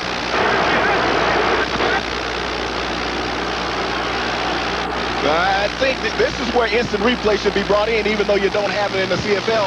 But the only way that Edmonton can take this ball is if they would get enough yardage for the first down. Otherwise, it's a Calgary touchdown or first and goal at the 1-yard line. Wally Bono is all the way out to the 7-yard line. On the block kick, Calgary did not have possession in the end zone. Edmonton touched the ball, went out of bounds, but because Edmonton did not gain yards for a first down, it's Calgary first down on the Edmonton 1-yard line. Was I Mike or not? Did Kid have a direct line to the box? I just want to know. Well, James, that's not bad. 1 out of 7. And we're only in our first kick. Now, I need a drink of water, somebody, please. But possession was never attained in the end zone by Calgary. As you said, had they had possession of the football, it's a touchdown. And we get a great look once again. Dave Sapunjas selling out. You got to take your hat off to Dave Sapunjas, working on both sides of the football. Right here, they don't have possession. It squirts out. Martin picks up the ball, boots it out at the 1, but Calgary did not have possession. First and goal at the 1, Calgary. Garcia gives to Anderson. He won't get there. Larry Ruck came up to finish the job with help from Willie Plus. Probably the greatest linebacker tandem ever to play in the CFL. Larry Ruck, Willie Pless. These guys complement each other so well. Watch Ruck as he fills the hole inside out, and that's the technique you use, inside out. Never let the back get on your outside shoulder. At that time, Ruck got there and was able to drive him, stand him up, Plesh finished the play. That takes the ball back to the 4-yard line. Second and goal. A 5-receiver set for the Stampeders. 1:06 remaining in this first half. Garcia under pressure. He may run it himself. Now he throws well over the intended man at the back of the end zone, Vince Danielson. What a job this Edmonton defensive unit has done. And you have to take your hat off to them. They have been able to withstand every challenge that the Calgary Stampeders have brought to them. And you got to see the frustration bent across the face of the Calgary Stampeders. You see Garcia coming off the field. Sapunjas is frustrated. He's wide open in the back of the end zone. And that's one of the things that he's noticed from this year in years past, is that the unwillingness to hang in the pocket by the quarterback and wait on the routes to develop and let the receivers come over. So Mark McLaughlin will attempt the field goal. A yard shorter than the first one he kicked. This is 11 yards out. It's good. So with 53 seconds remaining in the first half, it's down to a 3-point ball game, but the Eskimos are leading the Stampeders. In fact, the Stampeders came in with the best record in the West, 8-1, and over the past 3 years had turned this Labor Day Classic into a rout, and many in this capacity crowd perhaps anticipating another blowout by the Stampeders. They won 51-26, 48-15, 33-13 over the last 3 years. Right now, the Eskimos lead the ball game by 3. Well, if you're the Eskimos, you have to be very pleased with what you've done here in the first half. Twice you've been able to turn back the Calgary Stampeders' mighty offense when they were in the red zone and force Mark McLaughlin on for field goals. First and 10 from the 35-yard line. McManus swinging it out to Blunt. Blunt runs into traffic as he gets up to the 41. And gains almost 6 yards. McClanahan was there. Knox came up from his safety position. But Danny McManus needs to be able to pick up the first down because there's still plenty of time left here in the first half. So he needs to be able to pick up the first down because he's going to most likely put the ball in the air, and if it's incomplete, the clock is going to stop. And the Stampeders will get an opportunity to cut into that 3-point lead, perhaps take the lead into the dressing room themselves. Here's a reverse. Mooney was looking to throw, but he was under big-time pressure. It was almost as though the Calgary Stampeder defensive unit had the play in their book. Will Johnson made an outstanding play, but I don't understand the play call. You like to mix things up from time to time, but with the pursuit of the Calgary defense, and this is a very slow developing play, you at least have to block somebody if you're going to attempt to fake a reverse. And that time, Calgary came through untouched. Will Johnson, Marvin Pope, and he was very lucky that ball wasn't tipped and picked off. Anderson was also there, but Will Johnson came through, and he had all sorts of time to read the play and see how it was developing, and there was just no chance for Moody. Pass rusher the CFL in the 90s. 26 seconds remaining in the first half. This time, Harper is able to get the kick away. Vaughn waits for it at the 30-yard line. And he is down immediately. The ball comes loose, and it's picked up by the Eskimos.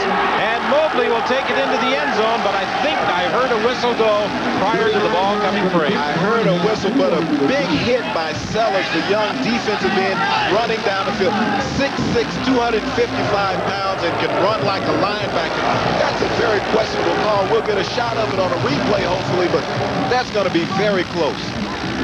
Well, you've interpreted the rules. Now you're directing our telecast, so we'll wait to see if we do get a replay.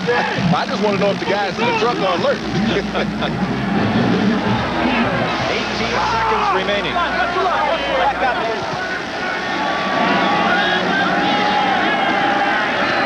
Garcia from the shotgun looking over the middle. There's a penalty flag as the pass was intended for Alan Fitz. And the penalty flag well downfield, directly in front of the Edmonton bench. I think we're going to get a pass interference as deep as that flag is thrown. Objectionable conduct. Well, when it took place directly in front of the Edmonton bench, obviously somebody over there said something to one of the officials. Objection to conduct. Edmonton bench. First down. Maybe they question this kid's heritage over there or something. He took some exception to that. Here's a shot at that punt return once again. As you'll see, as the ball is clearly out, but Sellers makes contact with Vaughn. Like I said, it was a questionable call. Like I said, director may not be a bad job to pursue that. Well, the pursuit of Jeff Garcia results in a sack by Melvin Hunter as Garcia is taken down back at the 33-yard line with 8 seconds remaining. Yeah, if there was objectionable conduct on the Edmonton Eskimo bench, the replay would seem to indicate it was valid because it seemed as though that ball came loose before any whistle had gone. Well, look, you look at Melvin Hunter here, and that's the 5th sack of the Edmonton Eskimos here in the first half. They've been all over Jeff Garcia, and the Edmonton Eskimos really have a lot of momentum rolling here in halftime. Well, Garcia realizes that his best alternative, and only alternative really, is to down the football with 8 seconds remaining and head to the dressing room with his team trailing by 3. But it's been everything people anticipated it would be, this Labor Day battle at McMahon Stadium.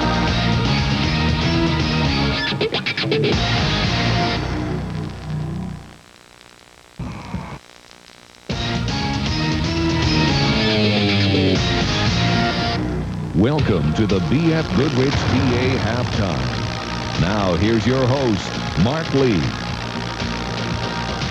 Welcome back to Calgary. It's 10-7 Edmonton at the half. Well, 1 year ago, Jeff Garcia was an unproven, untested quarterback substituting for the great but injured Doug Flutie. 1 year later, he's in charge. He's 16-2, and his star is rising fast among quarterbacks. I see myself as very intense on the field. I'm a perfectionist. I hate to see mistakes happen. I'm giving it 110%, and whether that's throwing my body around or taking a shot right when I deliver it, that's all part of my game. And I think there's an aggressive style to my play and a feistiness, and I'm a competitor all around. And I think it's quite a bit different off the field. I see myself as very mellow, very laid back, and just kind of take things as they come. It's like a Jekyll and Hyde attitude, and I don't like to set myself apart from anybody. And I think that just goes to show walking down the street. If somebody wants to talk to me, hey, that's great. It's great to be noticed, because right now, I'm living for the moment, and it's not going to be forever. Doug who? How soon they forget. Jeff Garcia's good fortune coming at Doug Flutie's misfortune. An elbow injury forcing Flutie out. The untested Garcia is thrown into the breach. But the Stamps would be as good, if not better, under the soft-spoken but hard-nosed Garcia. Coming into Calgary and backing up a guy like Doug Flutie, him being such a great athlete, such a great quarterback in the CFL and representing so much of the CFL, having any comparisons to him was definitely an honor. With Flutie now in Toronto, this is Garcia's team. The Stamps adding veteran Danny Barrett to ride shotgun for support. His leadership abilities is something that's been natural. I think what I try to lend to him is just a maturity standpoint at the quarterback position. You're going to make mistakes, but how do you respond after that and just be self-controlled? I think my strengths are being able to read defenses, being able to make things happen when things break down around me, being able to find the open receiver, being able to throw on the run. I think those are all assets that I have, and I may not be the best at either one of those, but I think that they're all strong points, and they all help make me an effective quarterback. It has been a frustrating first half, though, for young Jeff Garcia. You see his reaction. 2 interceptions so far, 1 return for a touchdown. The Stampeders will be counting on him getting back on his game in the second half. It's Edmonton leading Calgary by a score of 10-7. The BF Goodrich TA halftime report will be back when we come back to McMahon Stadium after this.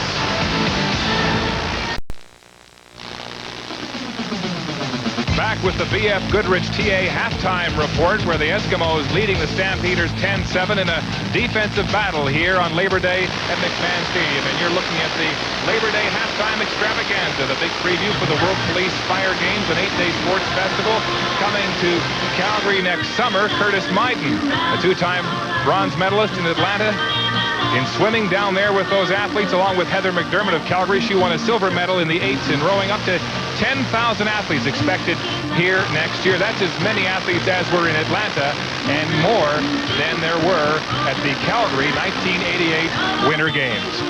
Well, earlier today in part 1 of our Labor Day doubleheader, it was the Argos and Ticats in a grudge match at Iberwin Stadium. The Argos showing themselves to be in full stride at midseason, but the Ticats all banged up without their big quarterback, Matt Dunnigan, still nursing that head injury, and the outcome was one-sided. Here's Scott Oak. The Argos grabbed this one by the throat in the third quarter. They were up by 6 at the half. Doug Flutie punched it in from 1 yard out to put the Argos in front by 13-27 early in the third.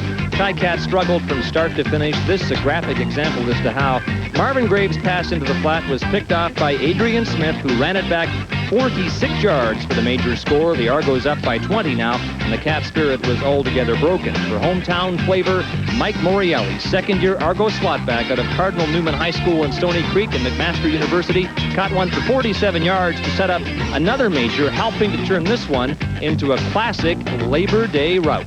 The hometown boy, Mike Morielli, with us now, played today in his first Labor Day Classic. Was it everything you thought it would be and more? It was. You can say that.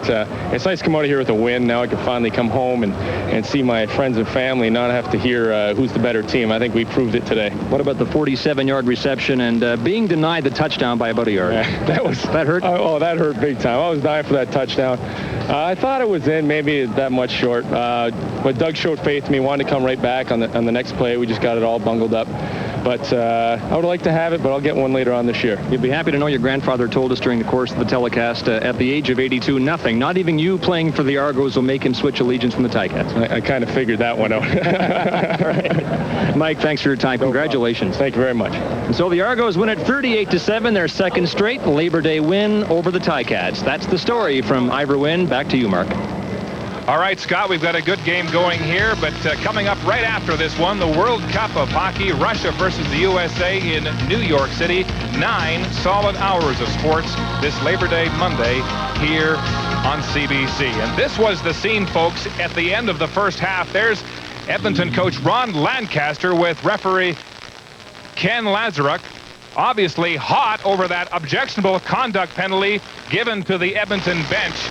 This has been a hot defensive football game, one we called right off the top. Don, the Edmonton defense really putting the reins on Jeff Garcia. Well, they certainly are, and I think Lancaster was still incensed with what he thought should have been a touchdown when Mike Sellers knocked the ball loose from the Calgary punt return man. It looked as though it was an early whistle, and I think that's what Lancaster was really upset with. But it's been an outstanding defensive performance by the Eskimos. They haven't been able to do much offensively, but as long as that defensive unit plays the way they have, they're going to give Calgary all sorts of trouble in the second half as well. Would you agree, James? I do agree, because they've really held the Calgary offense in check. And the first big play came on a Cavis Reed interception return for the first touchdown of the game. A perfect read by the cornerback. Garcia let the ball hang in the air, and he was able to pick it off and take it all the way back for the major, the first score for Edmonton this afternoon. And the second mistake came. Glenn Rogers, you spoke about him, Don, having an excellent afternoon covering Alan Pitts. He was open in the end zone, but briefly, because when the ball was delayed in flight, Rogers was able to close and pick it off. But later on, Calgary thought that they had an opportunity to get on the scoreboard. When Dave Sapunjas came through freely and blocked one, they got the ball first and goal at the 1-yard line after the mad scramble. But once again, this Edmonton defense reared its head, put up a stone wall, and denied Calgary the opportunity of getting into the end zone. 3 times they have been in what is referred to as the red zone scoring territory, and all that Calgary has been able to come away with, 2 field goals by Mark McLaughlin. Well, the Stampeders will need a better game from Jeff Garcia coming into the second half. 2 interceptions, 14 of 22 for 146. That's not like him. It's 10-7 Edmonton at the half.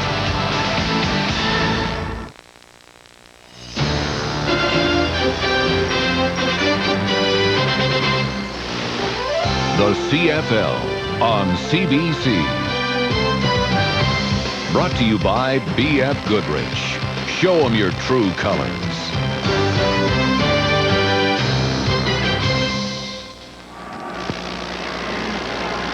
Now the Edmonton Eskimos lead the league in so many defensive categories, and that has been the story of the first half, as Edmonton has relied on its defense to manufacture a 3-point lead. Cavis Reed scoring the lone touchdown, picking off a Jeff Garcia pass and taking it into the end zone. Ron Lancaster upset at the end of the first half. He felt that a fumble was blown down prematurely that would have resulted in another Edmonton touchdown by Senghor Mobley as Sellers lowered the boom on the Calgary punt returner.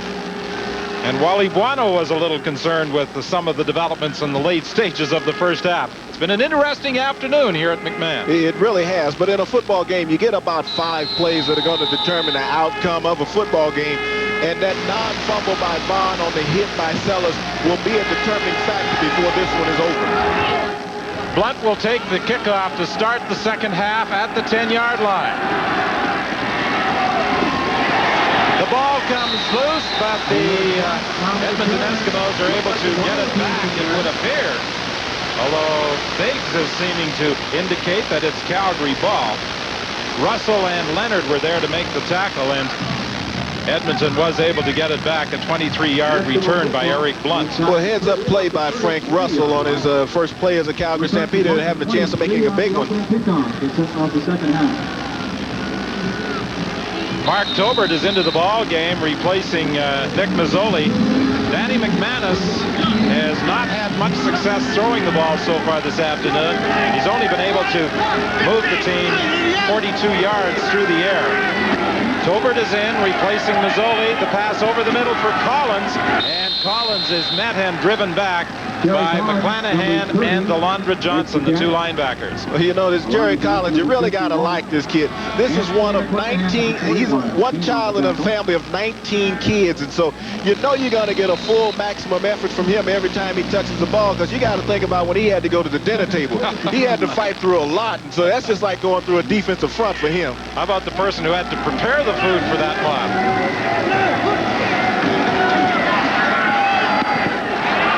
To Blunt, and he'll get a first down up to the 45-yard line. Davis was there to make the tackle. This has been the most effective passing scheme for the Eskimos. McManus to Blunt. This is the 5th time they have hooked up. Well, the short passing game is always a savior for a quarterback. It's like having a running play and a passing play all into one.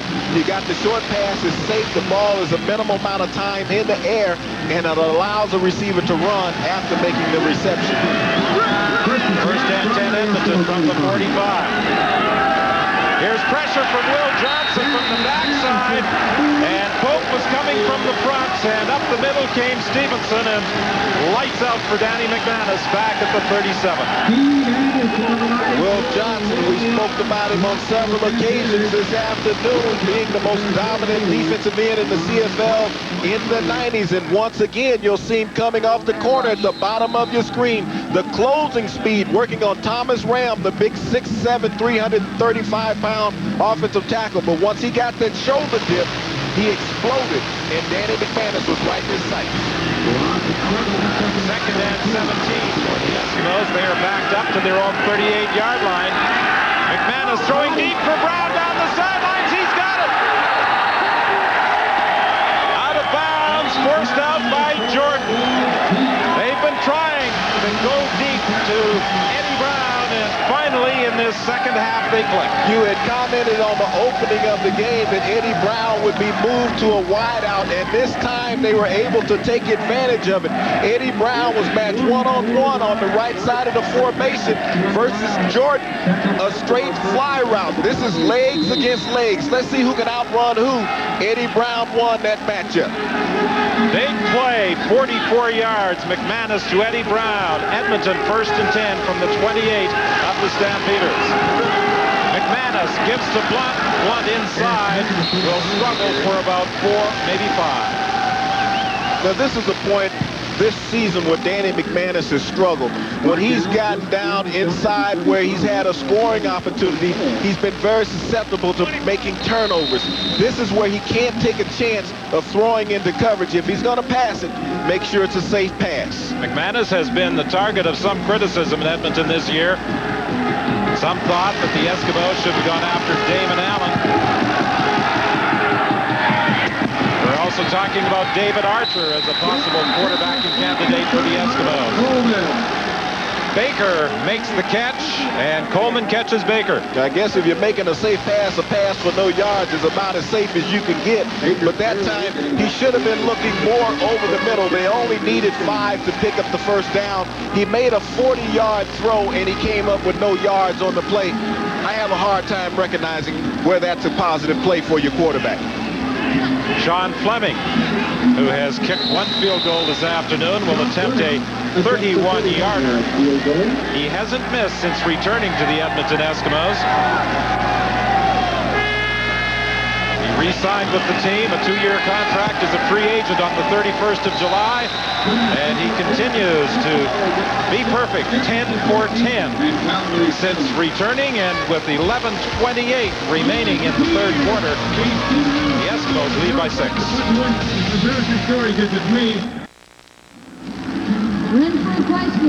Well, quite often statistics don't tell the entire story, and that's the case this afternoon.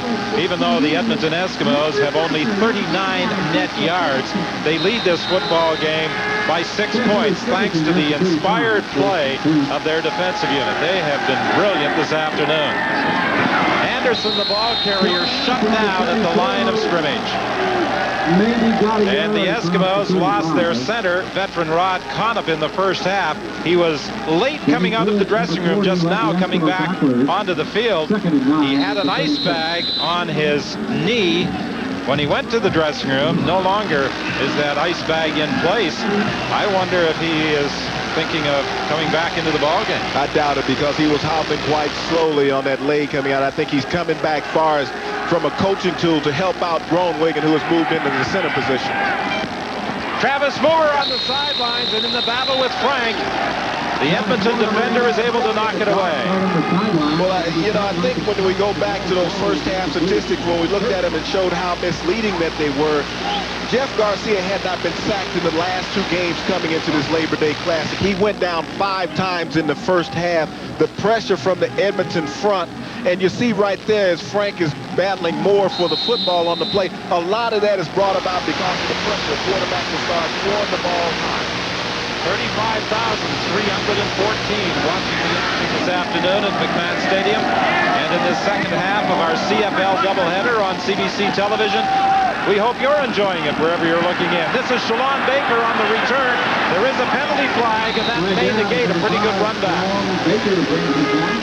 Wayne Ford was there to make the tackle, but the penalty flag was thrown back in the vicinity of the 25-yard line. Well, Malcolm Frank made a great play on that last pass play, but I think this time on the block he's going to get called for holding. Just a little too much effort trying to keep Kenton Leonard off of his return man Baker. Legal block. First down. Ken sold me out on that. He wouldn't give me the number. I think it was number 23, Grady Kapnis. His father played in the CFL for a number of years with the BC Lions. Actually played 80 games for the BC Lions, and this is the second generation of Kapnis is playing in the secondary in the CFL. 10-13 remaining in the third quarter. 13-7, Edmonton leads. You were a young guy when his dad was playing, weren't you? Still am, James. Oh, okay. Tolbert is wide open. He came into the ball game as a replacement for the injured Nick Mazzoli. Only his 8th catch of the season, but he has a first down, Edmonton. 17 and Anthony McClanahan 41 all the way back. That was a great read by Danny McManus. He came with a pump fake, and he froze Anthony McClanahan. As you'll see him at the bottom of your screen, he had to turn and try to play catch-up, but that time Tolbert had got behind him and picked up adequate yardage for the first down. The University of Alberta product takes the ball up to the 39-yard line.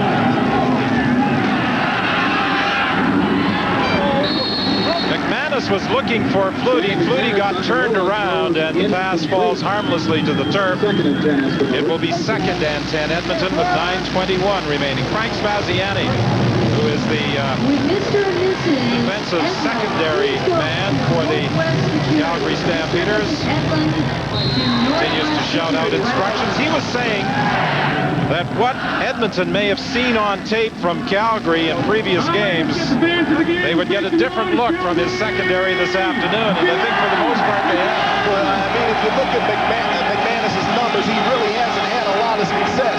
He's hit a couple plays, but not a lot of plays. A low throw for Flutie, and it's incomplete.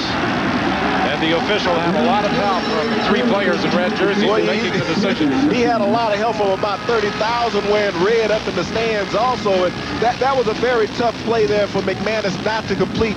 Darren Flutie had run a very nice curl route over the middle, and McManus threw that one into the turf. Those are the simple passes that your quarterback has to complete, because if you can't live on your bread and butter, gambling will get you in a lot of trouble.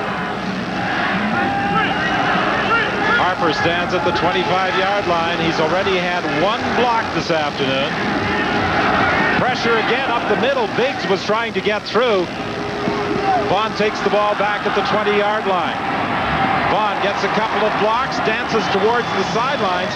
You talked and remarked earlier, James, about his ability to run with the football after making the catch or after handling the ball in the punt return, and he ran it back for 16 yards after a solid 51-yard punt by Glenn Harper. 8:35 remains in the third quarter.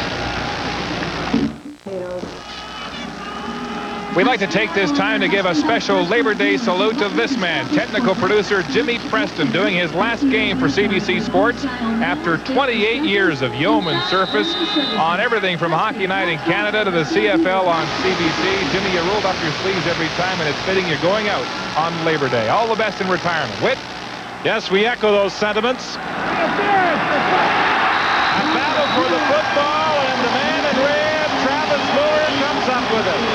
Boy, oh boy, were he and Frank ever fighting for that ball, and Moore was able to maintain his position, his concentration, and come up with a 41-yard reception. Well, Travis Moore is doing his second tour of duty here with the Calgary Stampeders. A little push-off right there, but he shielded himself away from the official to go up, and you teach receivers and defensive backs to attack the ball at his highest point, and Moore went up and made that reception as Garcia had to pay the price for hanging in the pocket on it.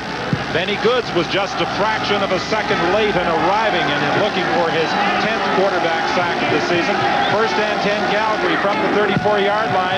Hand off to Anderson, and Anderson bounces off a couple of tackles, and look at Garcia come up there to throw a block, enabling Anderson to go for some additional yardage. You talk about maximum effort from everyone on the field. That's Jeff Garcia on this play. Not only does he hands off the ball to his running back, but watch the maximum effort after Anderson bounces out of the hole. And you'll see Garcia, as we get a freeze right here, you'll see him come up and make the block on Rodgers. That's an excellent effort, and that's what causes teams to win, is that everyone will give maximum effort.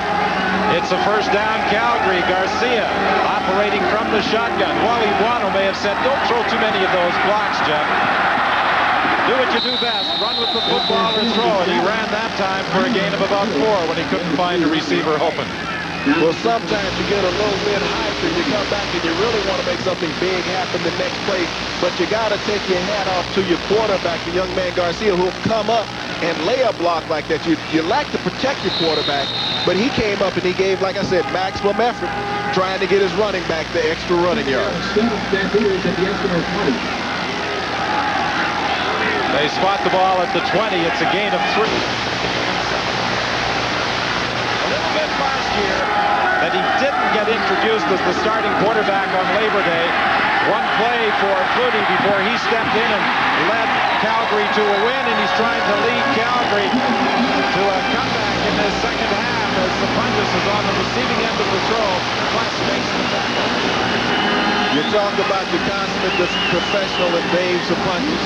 The man plays every phase of the football game. This time, this is Dave Stampeders of old. This is vintage, where he goes down and he drags across the open seam. He found his quarterback, gave him the time, gave him the target, and he picks up the first down in front of Willie Pless. You talk about Stampeders blocking the bucket. It's first and goal for Calgary. The ball is at the 7-yard line. Draw play with the quarterback, Garcia, to the end zone. Touchdown.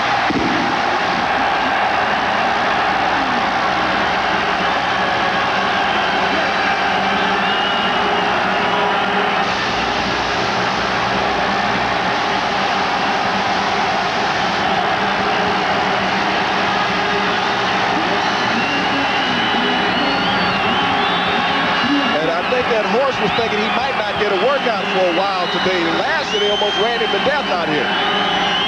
But Jeff Garcia able to rebound. The quarterback draws. It's his first one today.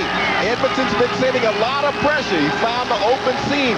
Got a key block from Bruce Covington. Actually pushed Bruce into the block. Got the touchdown as a result. And with Mark McLaughlin's point after, the Calgary Stampeders now enjoy a 1-point lead. But you talk about commitment, Jeff Garcia in this second half unloaded a 41-yard bomb to Moore to set things up, then threw a block for Anderson and scored the touchdown himself. After the pass to the punches for the position at the 7-yard line. He participated in all of that on that drive, but watch the effort on this run. He has to make the move. He has to fight through the arm tackle, but the extension of the football to break the plane and get the touchdown. Vince Danielson downtown. Darian Hagan back in the game. I guess this is a free-for-all, as they say in Alberta. Last man standing will win, and every phase of the game they're going to go after. Well, the motions last year were running very high early in the football game. It cost the Edmonton Eskimos when Rogers Jr. was ejected. He has certainly played well this afternoon. And in the second half, Jeff Garcia is trying to assert himself and take control of the football game for the Stampeders. And Darian Hagan did not get a chance to finish the game last year. He went down with the knee injury. He went out with the neck injury early in the first half on this game, but he looks as if he's going to finish this afternoon. Blunt starts back from his own 5-yard line on this kickoff return. He got away from Kent Leonard and then runs out of room on the sidelines at the Calgary bench. You know, I really like this Sellers kid. I mean, he is really hustling all over the field. He is laying great blocks on specialty teams. He had the forced fumble on the punt return that he didn't get the call of it. But watch as he comes down, Mike Sellers, and lays his block on declare right at the sideline. Watch number 28 right here. That's a football player, ladies and gentlemen, who will come down and will put people on their backs. Jeff Garcia engineering the scoring drive. 5 plays, 74 yards, and he put it in the end zone. And this crowd is now alive. First and 10 Edmonton from the 30. Collins takes the pass over the middle. And he gets to the 35-yard line for a pickup of 5. Stop there by Pope. Is it me, or is momentum right now might be wearing a little bit of red? Because I see some Calgary Stampeders flying around and hitting people at this moment. Well, I think they may have received a bit of a wake-up call in the first half. And in the dressing room, I'm sure the coaching staff suggested areas in which they could improve, and that's what they'll be trying to do in the second half before 35,314 at McMahon Stadium. Second and 5, and it's Collins again over the middle for a first down. Taking the ball to midfield, but it will be called back, I think, by a holding infraction. Well, that's the area where you normally get that call, right in the interior offensive line. And that's the call by the referee, Ken Lazarus, the holding call. But a great effort by Jerry Collins going down on a seam route. Danny McManus, great pass. Block to the face. 55 Edmonton. Second down repeated. I think it may have been Graham who was called for holding. And when a guy stands 6'7" and weighs 335 pounds, you wouldn't think you'd have to resort to that time. Well, just to get his hands up there, normally at the height of your face, I mean, when you stand that tall. But Thomas Graham is just a mammoth of a man at left tackle. Second and 15. McManus has Eddie Brown open. That's a first down for Edmonton. McManus recognized something on that last play that Jerry Collins came right back to the same area and was able to pick up the first down. Very astute play by Danny McManus to find Eddie Brown, who has had a very nice afternoon moving out to the wide receiver position. He's had 1 touchdown pass as a receiver in each of the last 5 games. So far this afternoon, he hasn't been able to get to the end zone, but he did come close earlier in this third quarter. McManus was looking for Brown over on the sidelines, and while he was looking, Rodney Harding got his second sack of the day. Isn't that a beautiful sight here at McMahon Stadium? You spoke about it in the opening of Full House, but Rodney Harding, number 102 of his career, and Wally Bono spoke in admiration about the defensive tackle's work ethic in coming over here this season, that he fit in quite nicely with his defensive scheme, and you can see this afternoon his second sack of the game, plus a couple defensive tackles, and he's been commanding a double team most of the game.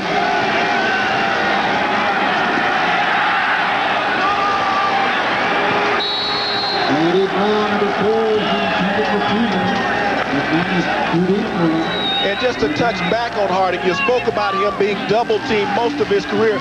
Rodney Harding has had 4 linebackers during his CFL career while he was in Toronto lead the CFL in tackles. He is the only defensive tackle that I can think of that has had that accomplishment.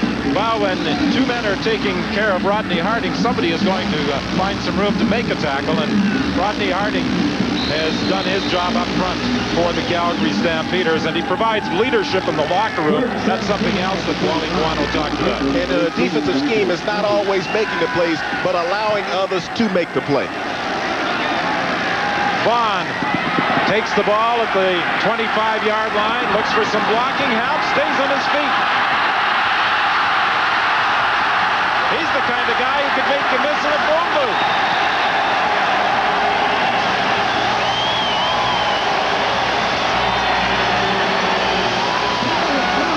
I think with Terry Vaughn, we're going to have to create a whole new stat. We're going to call it the RAC. RAC, run after catch. Finally, a night to myself. When you talk about players of the game, Terry Vaughn of Calgary certainly merits consideration, both as a pass receiver and as a punt returner. Well, as I spoke about going into commercial, RAC, run after catch. Terry Vaughn has been doing it all afternoon, giving Calgary excellent field position out at the 51. 14-13, Calgary leads. Garcia throws to the sidelines for Sapunjas. Glenn Rogers was there to make the tackle. Something they've done in this second half. They've been moving Sapunjas all over the field from a slot back position, going to both sides, sometimes moving outside, inside. Well, you know, he's a player that's very hard to contain. When you look at Dave, even when he's not getting the ball, he is getting open. So that's a player who is running his route, going out, doing his assignment 100% every play. And when you do that, success will follow you. 6 catches for 65 yards, 2nd and 2, Calgary. 1:08 remaining in this third quarter. Hand off to Anderson. He'll get the first down and spin his way inside the 45.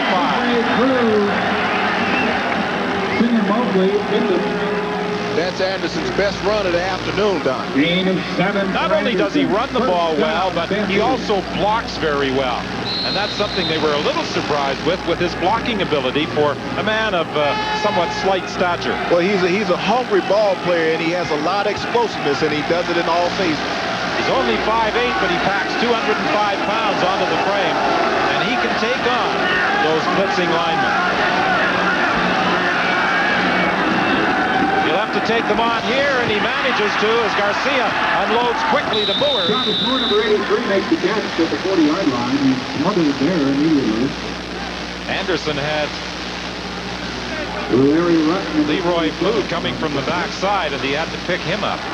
The gang tackling from Edmonton continues, or every time there's a tackle made, there's 3, 4, 5 white jerseys around the football. This will be the final play of the third quarter, barring penalty. Calgary leading by a point.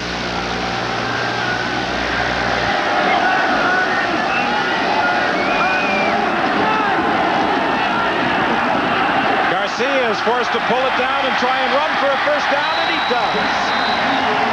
The 30-yard line, a gain of 12. So Garcia takes the team into scoring position on what might be the final play of the quarter, but there is a penalty flag. And judging by Garcia's reaction, it's against Edmonton. Well, I think the compliment that was laid to Garcia by his defensive players yesterday is they like the intensity that he brings to the game, that he is willing to challenge, whether it's running the ball or throwing the ball, and we've seen it this afternoon.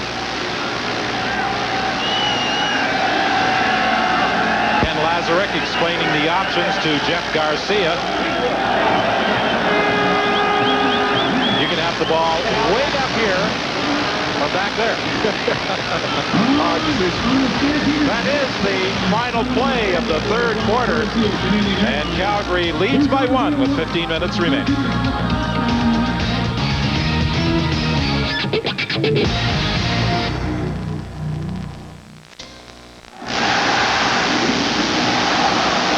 Additional yardage tacked on the final play of the third quarter. Unnecessary roughness against Jed Roberts of the Eskimos, taking the ball to the 14-yard line.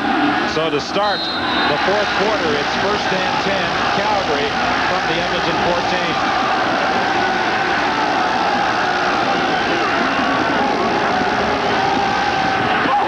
Garcia looks to the end zone, and he's got Danielson for the touchdown.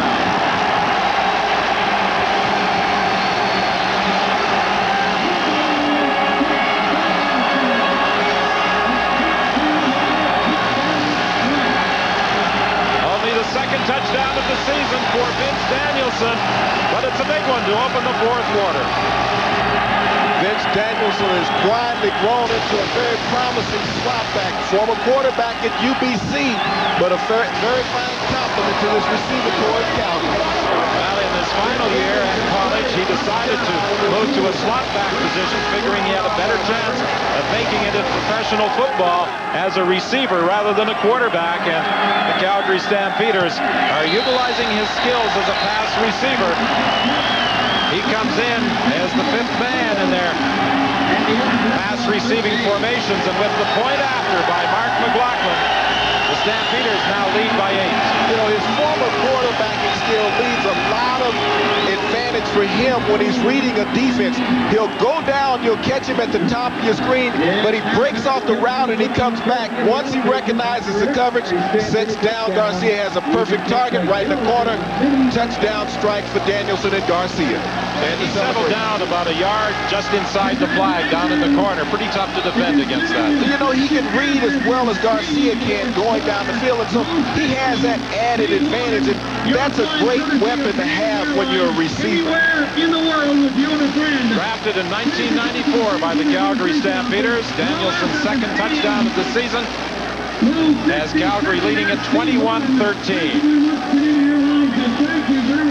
Danny McManus has struggled for the most part in this game. He has yet to put a major on the board for the Edmonton Eskimos. Cavis Reed returned the interception for a touchdown. Now Danny McManus has to make something happen. There's not a backup on the bench. Cody Ledbetter's only thrown 6 passes. Ron Lancaster's pre-game assessment was McManus would have to play well if we're going to have success today. Collins is down at the 17-yard line. Reinson and Danielson were downfield, limiting the return to 2 yards. Reinson inserted into the lineup in place of Charles, who is out with an injury.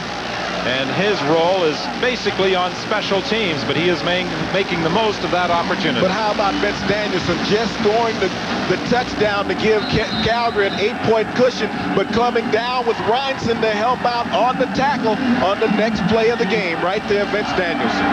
Just like Davis and Bunches, playing both phases of the game, offense and special teams. Reinson played in Calgary, and like Danielson, he was a 1994 draft. The pass to Blunt is incomplete. It will be 2nd and 10. McManus now 15 of 25 for 139 yards. And, you know, Coach Lancaster spoke about that there's a hard read on Danny McManus because he really doesn't exude much emotion. You really don't know how he feels, whether he's thrown an interception or a touchdown, and you see it right now. You see a little extra work going on there with the offensive defensive lineman. We'll get a flag sooner or later with that. Now that was Chris Green against Anderson. There was no penalty call. It's 2nd and 10. For a good portion of this game, though, in all fairness to McManus, he hasn't had great field position. But Rodney Harding brings him down for the 3rd time this afternoon.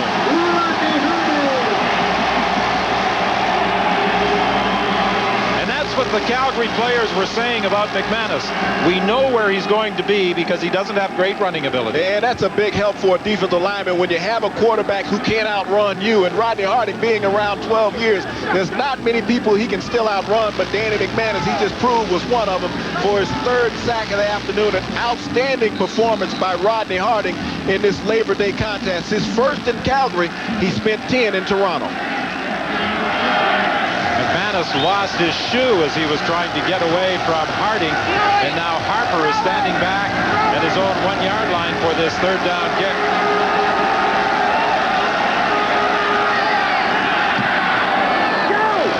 Excellent punt by Harper as Vaughn takes it back at the 40. He doesn't go down easily, but Roberts finally makes the tackle at the 50. A 57-yard kick and 12-yard return.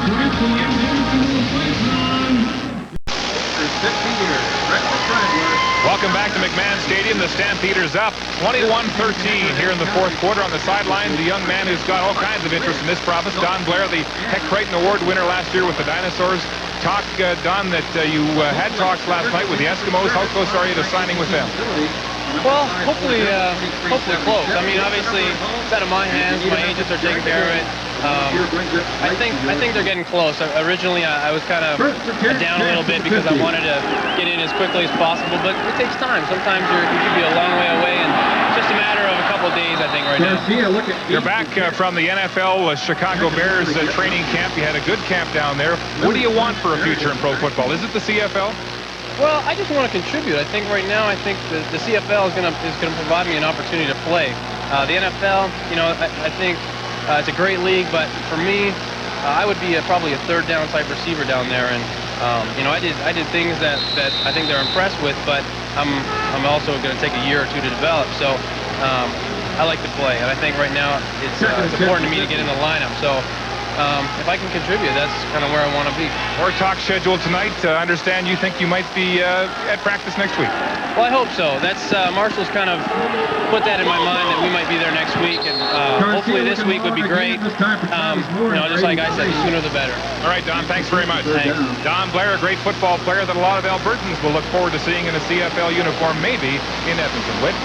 And the Marshal he referred to is Marshall Toner, one of his agents who spoke with Tom Higgins last night, the assistant GM of the Edmonton Eskimos, and will meet with again tonight two former Calgary Stampeder players. Greg Peterson and Marshall Toner are Don Blair's agent, and they have had discussions with Tom Higgins, and there's a feeling that Blair could be in the lineup of the Edmonton Eskimos for the rematch at Commonwealth Stadium on Friday. That could be the holdup their former Stampeders done. Well, they're trying to negotiate the best possible deal for their client. Shalon Baker takes the third down punt. He's forced out of bounds by Roger Reinson. No opportunity as that punt was angled towards the sideline. Shalon Baker, 5'6", and I think he has to stretch to hit that point on the tape measure at 160 pounds. Well, I think he was really interesting. I was just going to say, when he stands beside Rayham, they were the first two introduced this afternoon, and you take a look at Baker standing beside Rayham. It's funny. Look like a father and son walking in for the game. Thomas Rayham, 6'7", a behemoth when you look at him, and there's Baker right in front of him. You see a shot, but I mean, he's just a monster of a man. But Danny McManus has a monster of a problem right now. He has to find a way to get his offense quick. Trying to erase an 8-point deficit. Looking to the hitch screen initially. Now throwing deep down the sidelines for Flutie, incomplete. Looking down the field for Dylan Flutie, number 82, in the double coverage. Al Jordan's back there. Knox and Jordan were both back defending against Darren Flutie. And every time a ball is thrown in the direction of Darren Flutie, I'm sure that Calgary football fans recall the Western Final of 2 years ago. Yeah, he brings back a lot of bitter memories for the fans that's wearing red. But Darren Flutie is more of a possession-type receiver, a guy who works over the middle much better than he works deep. And I think that's his best asset, if Danny McManus can get him over the middle.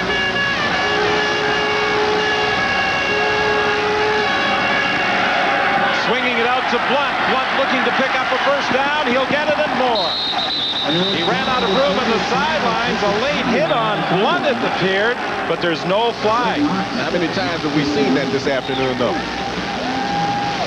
It's even on both teams. They're not going to call it because, I mean, players are flying around and it's hard to gauge where a player's actually at. Excellent play call by McManus, though. You swing Blunt out.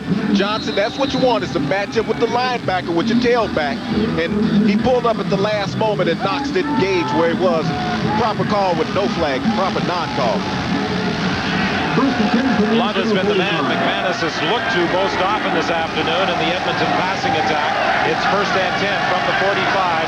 11:04 remaining. Here's the handoff to Blunt. He cuts it back, and his gain will be limited to just a couple of yards as Will Johnson was there to make the tackle. Marvin Pope, number 91, and Alonzo Johnson, 50. You know, this defensive front for Calgary has played a solid game this afternoon. Will Johnson, Rodney Harding, Marvin Pope, they've had an excellent day. And Steve Anderson, we haven't heard much from him playing on the nose, but he's one of those players who's contributed also. Well, people talk about the solid defensive play of the Edmonton Eskimos this year. They've only given up 141 points coming into this ball game. Calgary isn't bad either. They only gave up 156.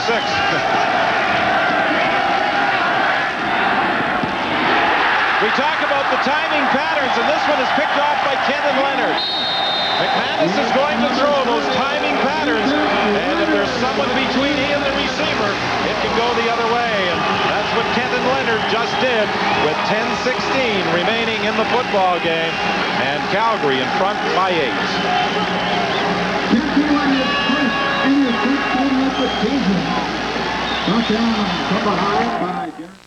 It is Danny McManus forcing the ball into coverage, and Calgary comes with the combo coverage. If we get a freeze right out here at the end, you'll see Leonard coming off here is because he didn't break off into the flat underneath man, so he can able to come back and double up the coverage and make the 17th interception on Danny McManus this season. Sapunjas on the receiving end of the Garcia throw, close to a first down, Mobley making the tackle, and Garcia is now 20 for 31 in the passing department for 231 yards. So what about the afternoon, Danny? Dave Sapunjas has had done. Well, Sapunjas, when the Calgary passing attack was struggling, stepped to the floor and provided the target for Garcia, and Garcia was able to deliver. I think he really picked up the team's motivation this afternoon, though, when he blocked the punt on Glenn Harper in the second quarter to allow Calgary an opportunity to get 4 points, because at that point he was having a decent offensive performance, but his offensive performance has picked up to the next level even since that point. Sapunjas 7 catches for 74 yards. He now has 38 for the season. Talked about last year being a big year for Sapunjas. 111 catches for 1,655 yards, career highs. And as far as touchdowns are concerned, 93. It was a career season with 15. A measurement. 1 for Calgary. The football game. Premature movement at the line of scrimmage. It looked as though Covington may have advanced prior to the ball being snapped. That would make it 2nd and 6. You know, it's taken time for Covington to get back to the form he displayed in his rookie season. He missed all of last year. He was out of football for the entire year. And you don't bounce back. You know, everybody says, well, he's healthy, the injury is okay, he's recovered from it. But he hasn't played football for a full year, and that makes a difference. What has happened, Don? He had reconstructive surgery on his shoulder, and what happens is he has to get his body balance back. One side is much stronger than the other, and you fight to compensate for that when you're playing. 2nd and 6. Brewer was the man. Garcia was looking for him, but Malcolm Frank was there to break it up with 9:21 remaining in the football game. You know, you have to look at the secondary for Edmonton, and they played a very solid game. They have the interception for a touchdown by Reed, a couple of breakups by Frank, and an interception by Rogers. They played a solid game. They've just been on the field too long this afternoon.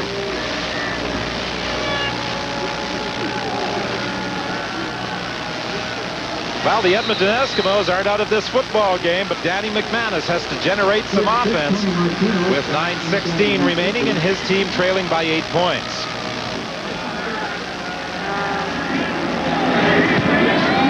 Martino's 3rd down punt angled to the sidelines, and Shalon Baker's going to run out of room at the 10.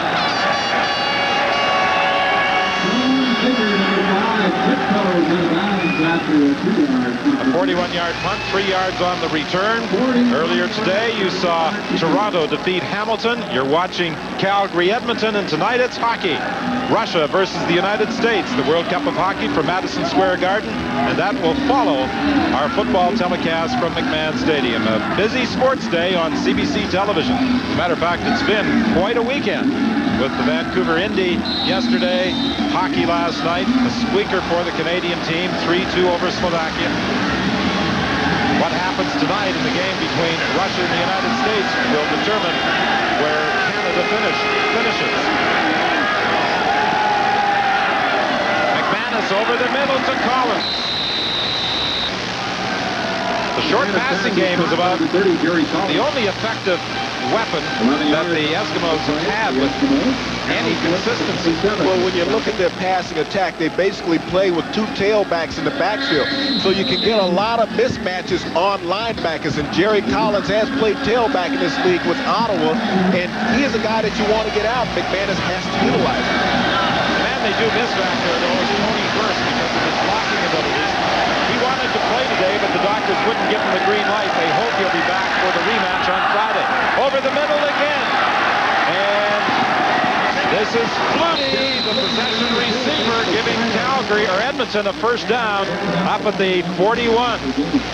A 20-yard gain, Flutie's best of the day. And that's a play that the two of them have worked a lot over the past couple of seasons. And I spoke about how effective Darren was coming underneath. That time McManus had the time. He checked down to Flutie. Flutie took it up for 20. But Flutie is an excellent receiver coming across the middle. He's very daring, and he's not afraid to take on those defensive backs. Yeah, you're very vulnerable coming over the middle, but Flutie is not at all reluctant to go in there, and that resulted in a 20-yard gain. Here comes the pressure. McManus gets it away to Flutie. And he's thrown out of bounds by Davis down at the 47-yard line. 3 first downs in a row, and Flutie has provided the last 2. 20 yards and now 22 yards. Sometimes you have to go with the things that you know the best. And Danny McManus knows Darren Flutie better than he knows any of these Edmonton receivers. And the results have been 3 successive first downs. Darryl Hall was coming from his linebacking position on a blitz. McManus read it and got the pass away. 3 receivers line up wide to the left. 7:24 remaining. McManus is going deep for Brown. And Brown runs out of bounds. McManus looking deep for Eddie Brown, number 4. Sometimes patience is best served when you're playing quarterback. Danny McManus had done a couple of nice things. He was moving the ball. All of a sudden, he wanted to gamble and go for it all. Now he has himself with his back up against the wall, and this is what has forced Danny McManus to make a lot of errors this year. 17 interceptions. The last game, he did not throw an interception, but in the first 7 of the season, he had coughed up 16, and he has had 1 picked off this afternoon. League record for interceptions in one season is 34. McManus had 26 last year in Vancouver. He was looking for Baker. Penalty flag against Marvin Coleman. This will be an interference infraction.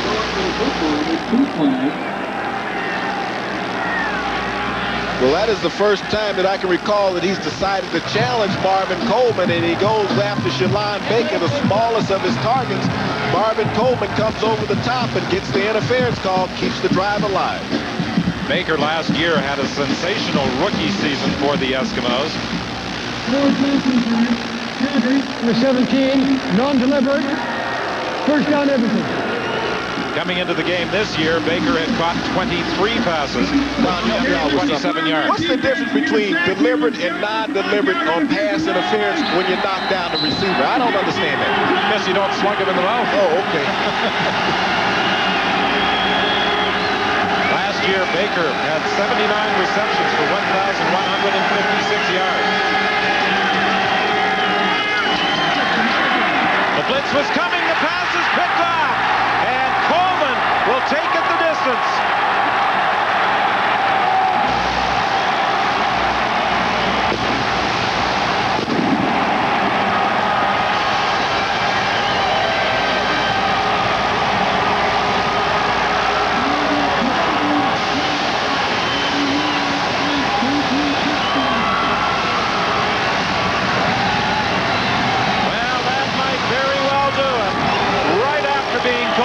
Pass interference. Coleman redeems himself by taking it 78 yards for an interception touchdown. Tolman, I spoke about it when Danny McManus made the last long pass to Eddie Brown. He came back and he tried to throw across the field. That's a 60-yard throw that he tried to make down the field and across. And Marvin Coleman, with his closing speed, closed on the ball, and he caught it in perfect stride. Results a 78-yard interception return. McManus' second interception of the day and the most costly of both. Well, with only 6:11 remaining, and the Stampeders now leading by a score of 28-13 with the McLaughlin convert. I think the Stampeders will improve their record to 9-1.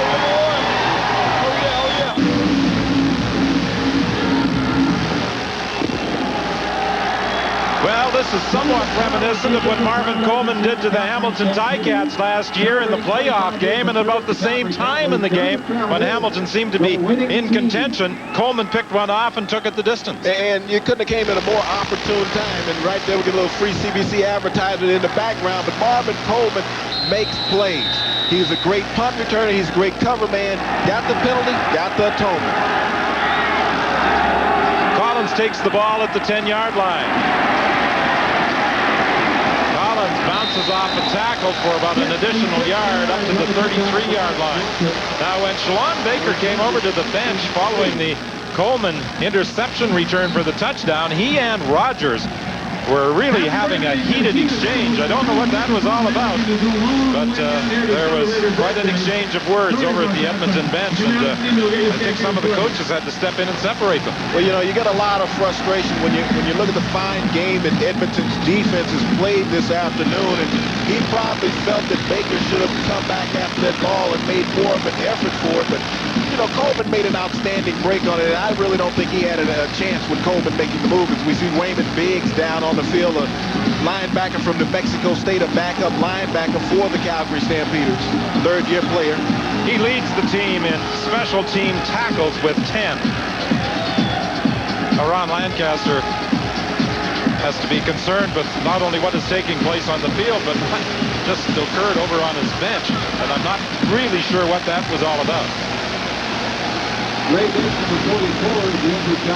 talked about that playoff game against Hamilton last year, where Coleman ran back 2 interceptions for 151 yards. McManus 2 interceptions so far this afternoon. His league-leading INT total is now 18. 5:51 remaining.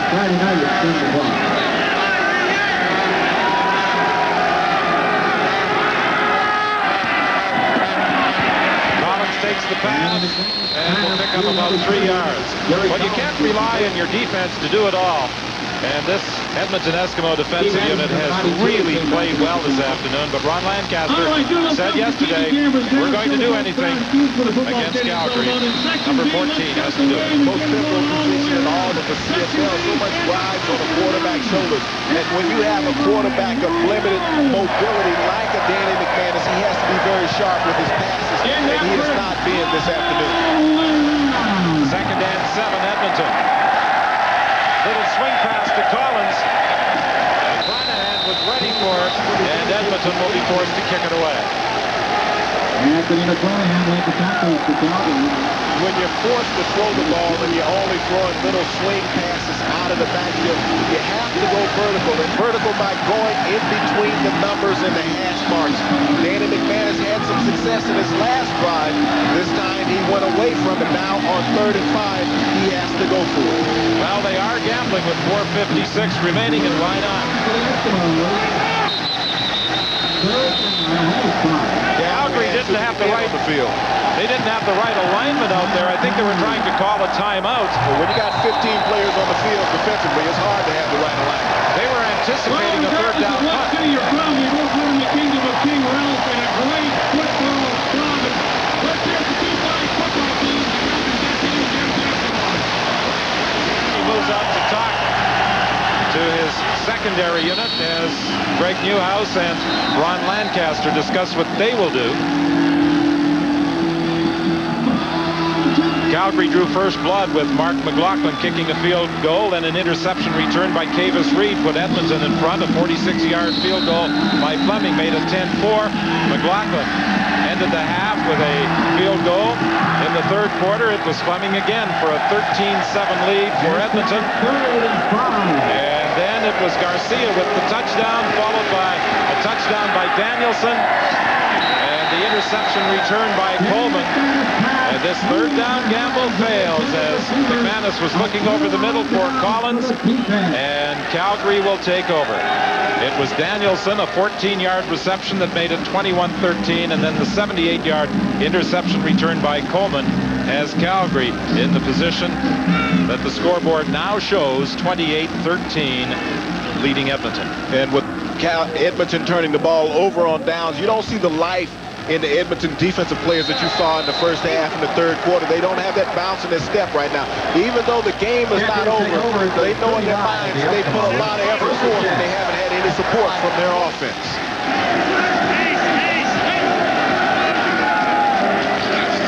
Anderson, a big hit by Leroy Blue.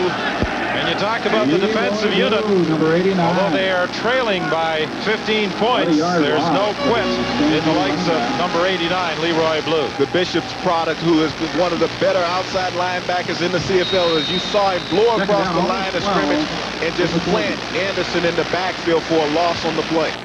Twice named Bishop's Athlete of the Year.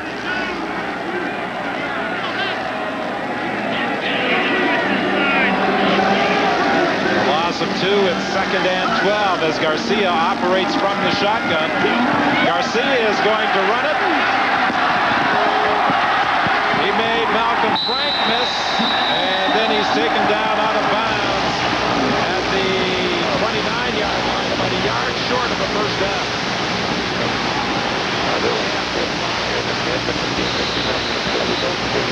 They play a full 60 minutes of football. They're not going to cheat themselves in the Calgary offense. To play for the most part, and they're faced with a third and short.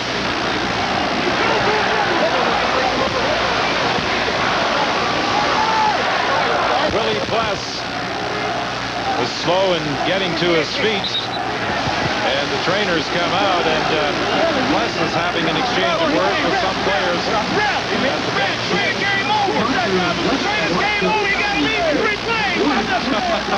Danny McManus directed the game out. Danny Barrett. Danny Barrett.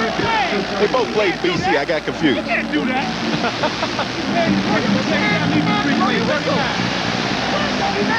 You can't do that. Look at that. Competitors to the end. Danny giving the officials a little advice. Now Wally Buono's going to help. 39's got to go out, right? The trainers come on. Third down, last 20 yards. Well, if the trainer came on the field to attend to an injured player, he should go out for 3 plays, but Willie Pless was waving them off. Garcia on the third down gamble will get the first down.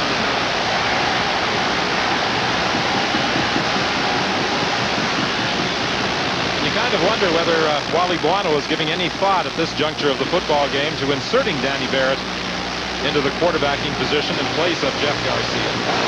I don't think he would at this juncture of the game because of how close the game is. He needs Garcia to finish a game that's close and competitive like this. Well, it has been a very competitive game. It was only an 8-point game, and Edmonton appeared to be on the move when Marvin Coleman picked off the pass and took it 78 yards the other way. Calvin Anderson, the ball carrier, he takes it down to about the 23-yard line. And I mean, the leather is still popping, as we call it leather, but it's plastic. We've seen a great display of talent this afternoon. Ladies and gentlemen. With the win this afternoon, the Stampeders will improve their record to 9-1 and could all but wrap up first place in the West with a victory in the return engagement next week on Friday. Actually, on Friday of this week in Edmonton at Commonwealth Stadium. Wally Buono had some interesting comments yesterday in talking about regular season play. He said it's a build-up to the month of November. He said that's how you start every year, waiting for November. Pitts in the end zone, can't get to the pass. Glenn Rogers was defending against him. And the route to the Grey Cup is very definitely going to lead through Alberta this year, it would seem. Most likely Calgary. Well, you know, you talk about that conversation with Wally yesterday, and a lot of that has been from the expectations that they've had over the past 4 seasons, 15-3, and this year coming in, and they're going to be 9-1 when they walk out of here this afternoon. So everyone is expecting nothing less than a Grey Cup appearance and victory. Even though they made it last year, didn't win, they expect it to be back once again this year. McLaughlin will attempt a 30-yard field goal on 3rd and 5.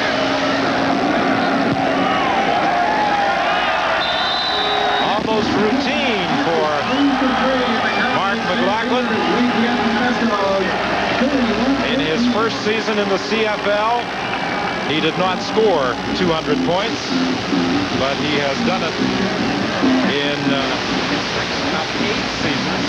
And in missed, he had 199 points. Well, I think at the pace of the team this year, he's not going to miss.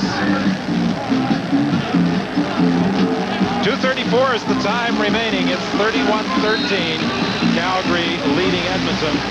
And immediately after this football game, we remind you that you've got World Cup hockey action coming your way from Madison Square Garden in New York. Russia versus the United States. The result will determine to some extent where Canada will finish on the North American side of the draw.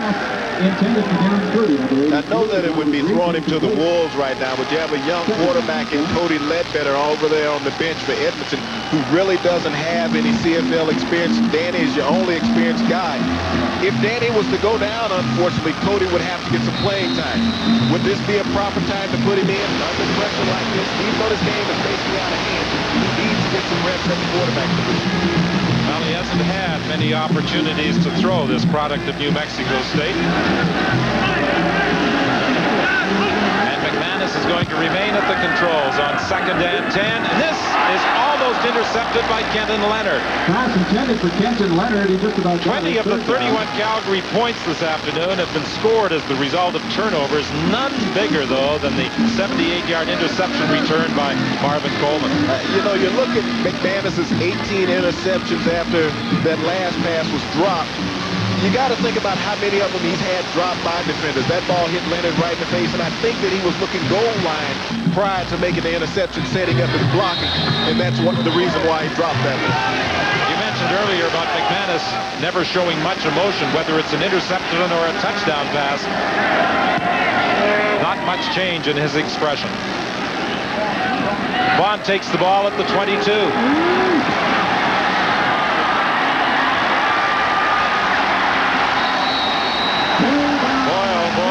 Continues to perform on the punt return team, bringing it back to the 54, and now pushing and shoving well behind the play. Russell was involved, and I think it was Cavis Reed from the Edmonton side. Don, I spoke about it earlier, the RAC with Terry Bond, the run after the catch, and we saw evidence of it once again. I mean, he's an excellent and a very exciting player, and once he gets his hands on the ball, you have to make sure you bring him down because he's not going to go down on his own. He's looking to make it big. Well, he may go down here as the result of a shot he took on the hip.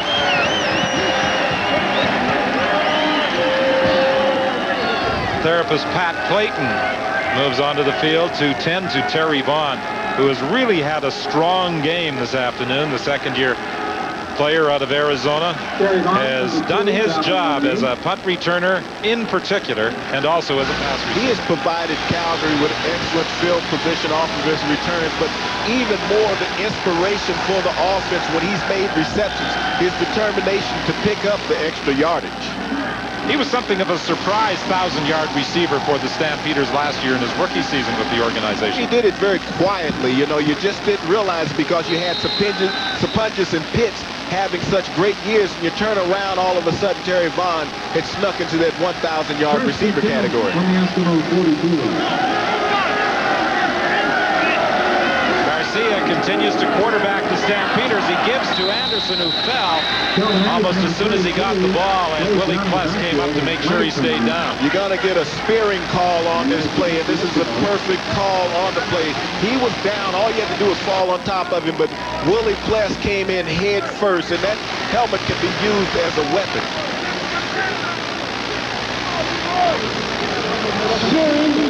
Edmonton, number 39. First down, Calgary. And Willie, you know, is a great and outstanding player. I know there was no malice intent on his behalf, but, you know, Willie Pless is an intense ball player, and he came in. He knows the game is not over. He's making plays now like he did at the start of the game. Yeah, that's somewhat uncharacteristic of Willie Pless, who has been such a great performer over the years. But this is the Edmonton defense. They play with intensity and emotion for 60 minutes, and you can see that there's no quit at all in the green and gold. First and 10 Calgary from the 28 of the Eskimos. Another penalty flag as Anderson goes down. Again in the grasp of Willie Pless, along with Delaney. You're going to get a holding call on this one, take the 15 back. Right now, we're in a trade war back and forth.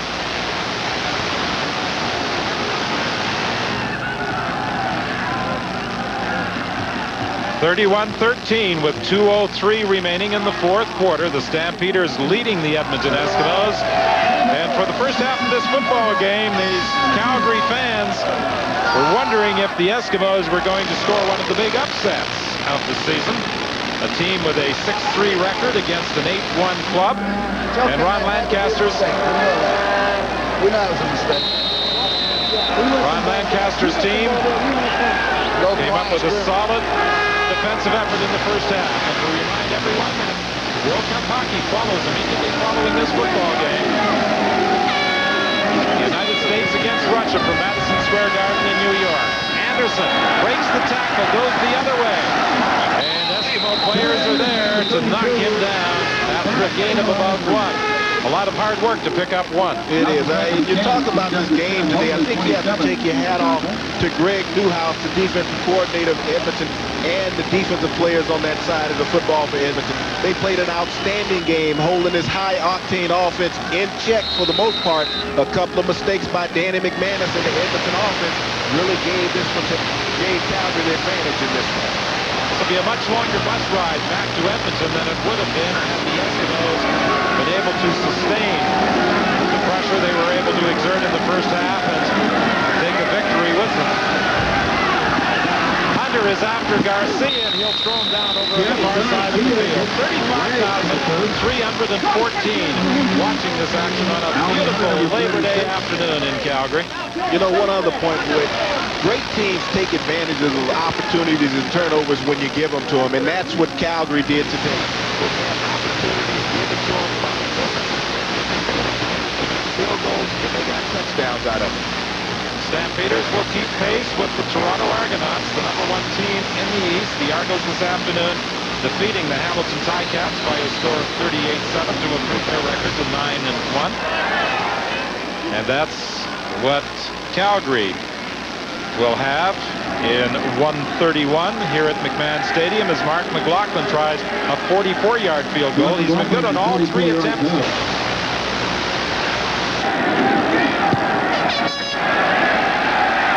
This one is wide. That's only his fourth miss of the season.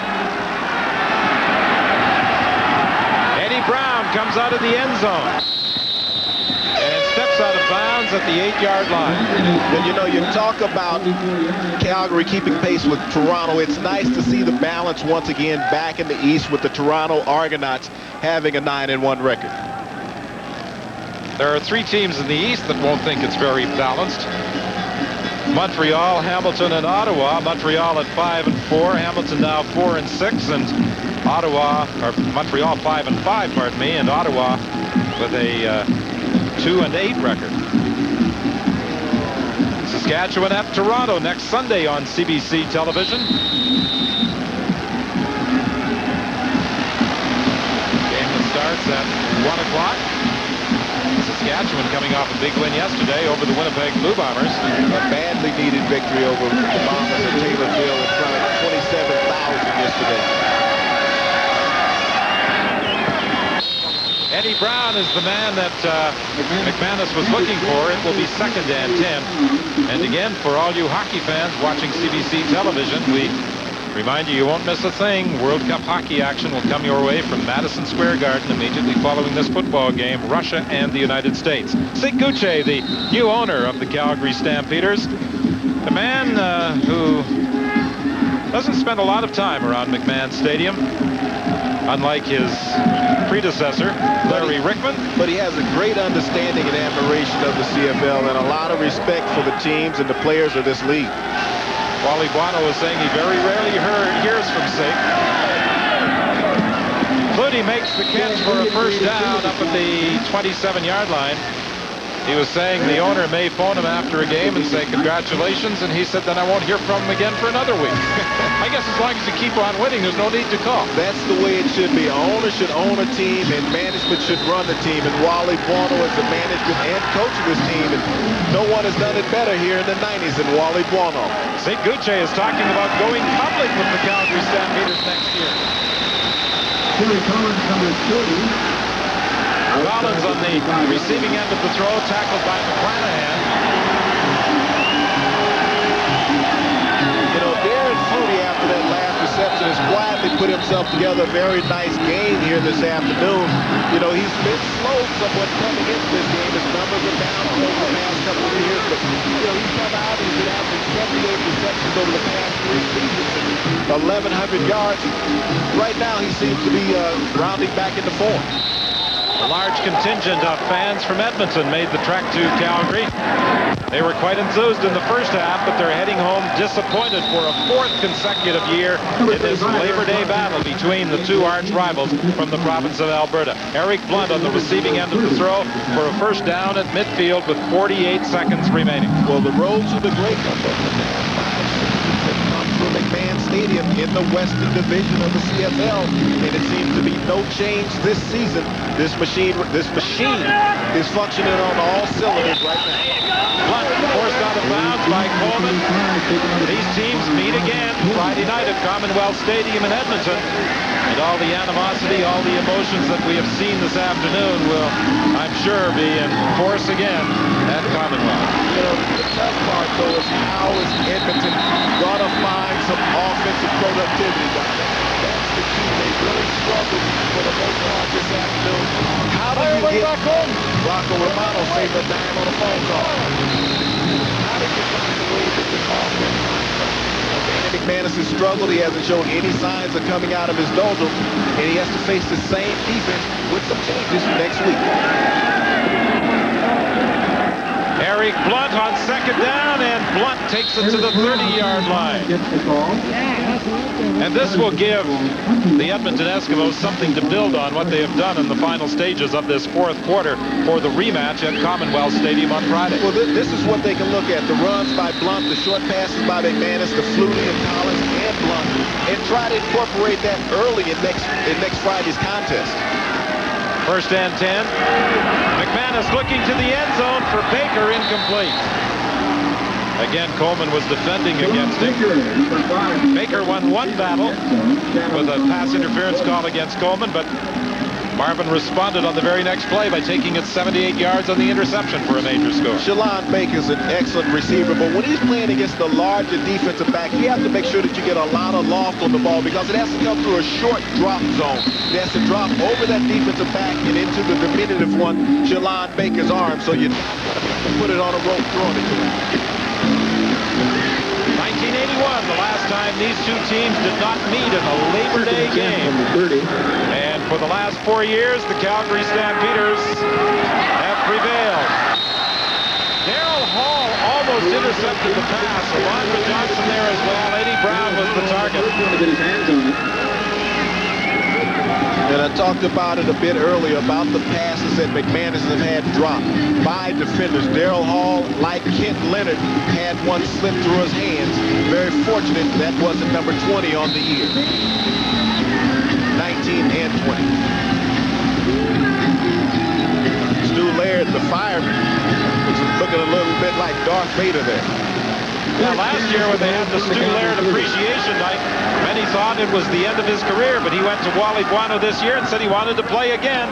Eddie Brown in the end zone, and Al Jordan knocks that away with 11 seconds remaining. It's almost like the defensive secondary of Calgary is teasing Danny McManus, hoping that he will throw the ball, and then if they have the hand, they would probably be offensive receivers. 11 seconds remaining, and that will do it. For sure, with the Edmonton Eskimos heading over to the bench. There hasn't been much doubt for about the last 8 or 9 minutes as to the outcome of this football game. It was an 8-point game when Coleman intercepted the pass and ran it back for the touchdown. And now it will take a couple of plays for Jeff Garcia to take the final 11 seconds off the clock to give the Stampeders their 9th win of the year. But that's the difference with the good teams, is that they find a way, even when the game is close, they find a way to have someone step up and make the plays. As we saw it was a secondary from Calgary this afternoon, victimizing Danny McManus, baiting him into bad throws, returning him for great field position and touchdowns. And these teams meet again Friday night at Commonwealth Stadium in Edmonton, and I think the same situation will prevail if the Eskimos are going to have success. Number 14 will have to do it. He'll have to find some way of hitting his receivers. 31-13, the final score as Calgary improves its leading Western Division total to 9-1.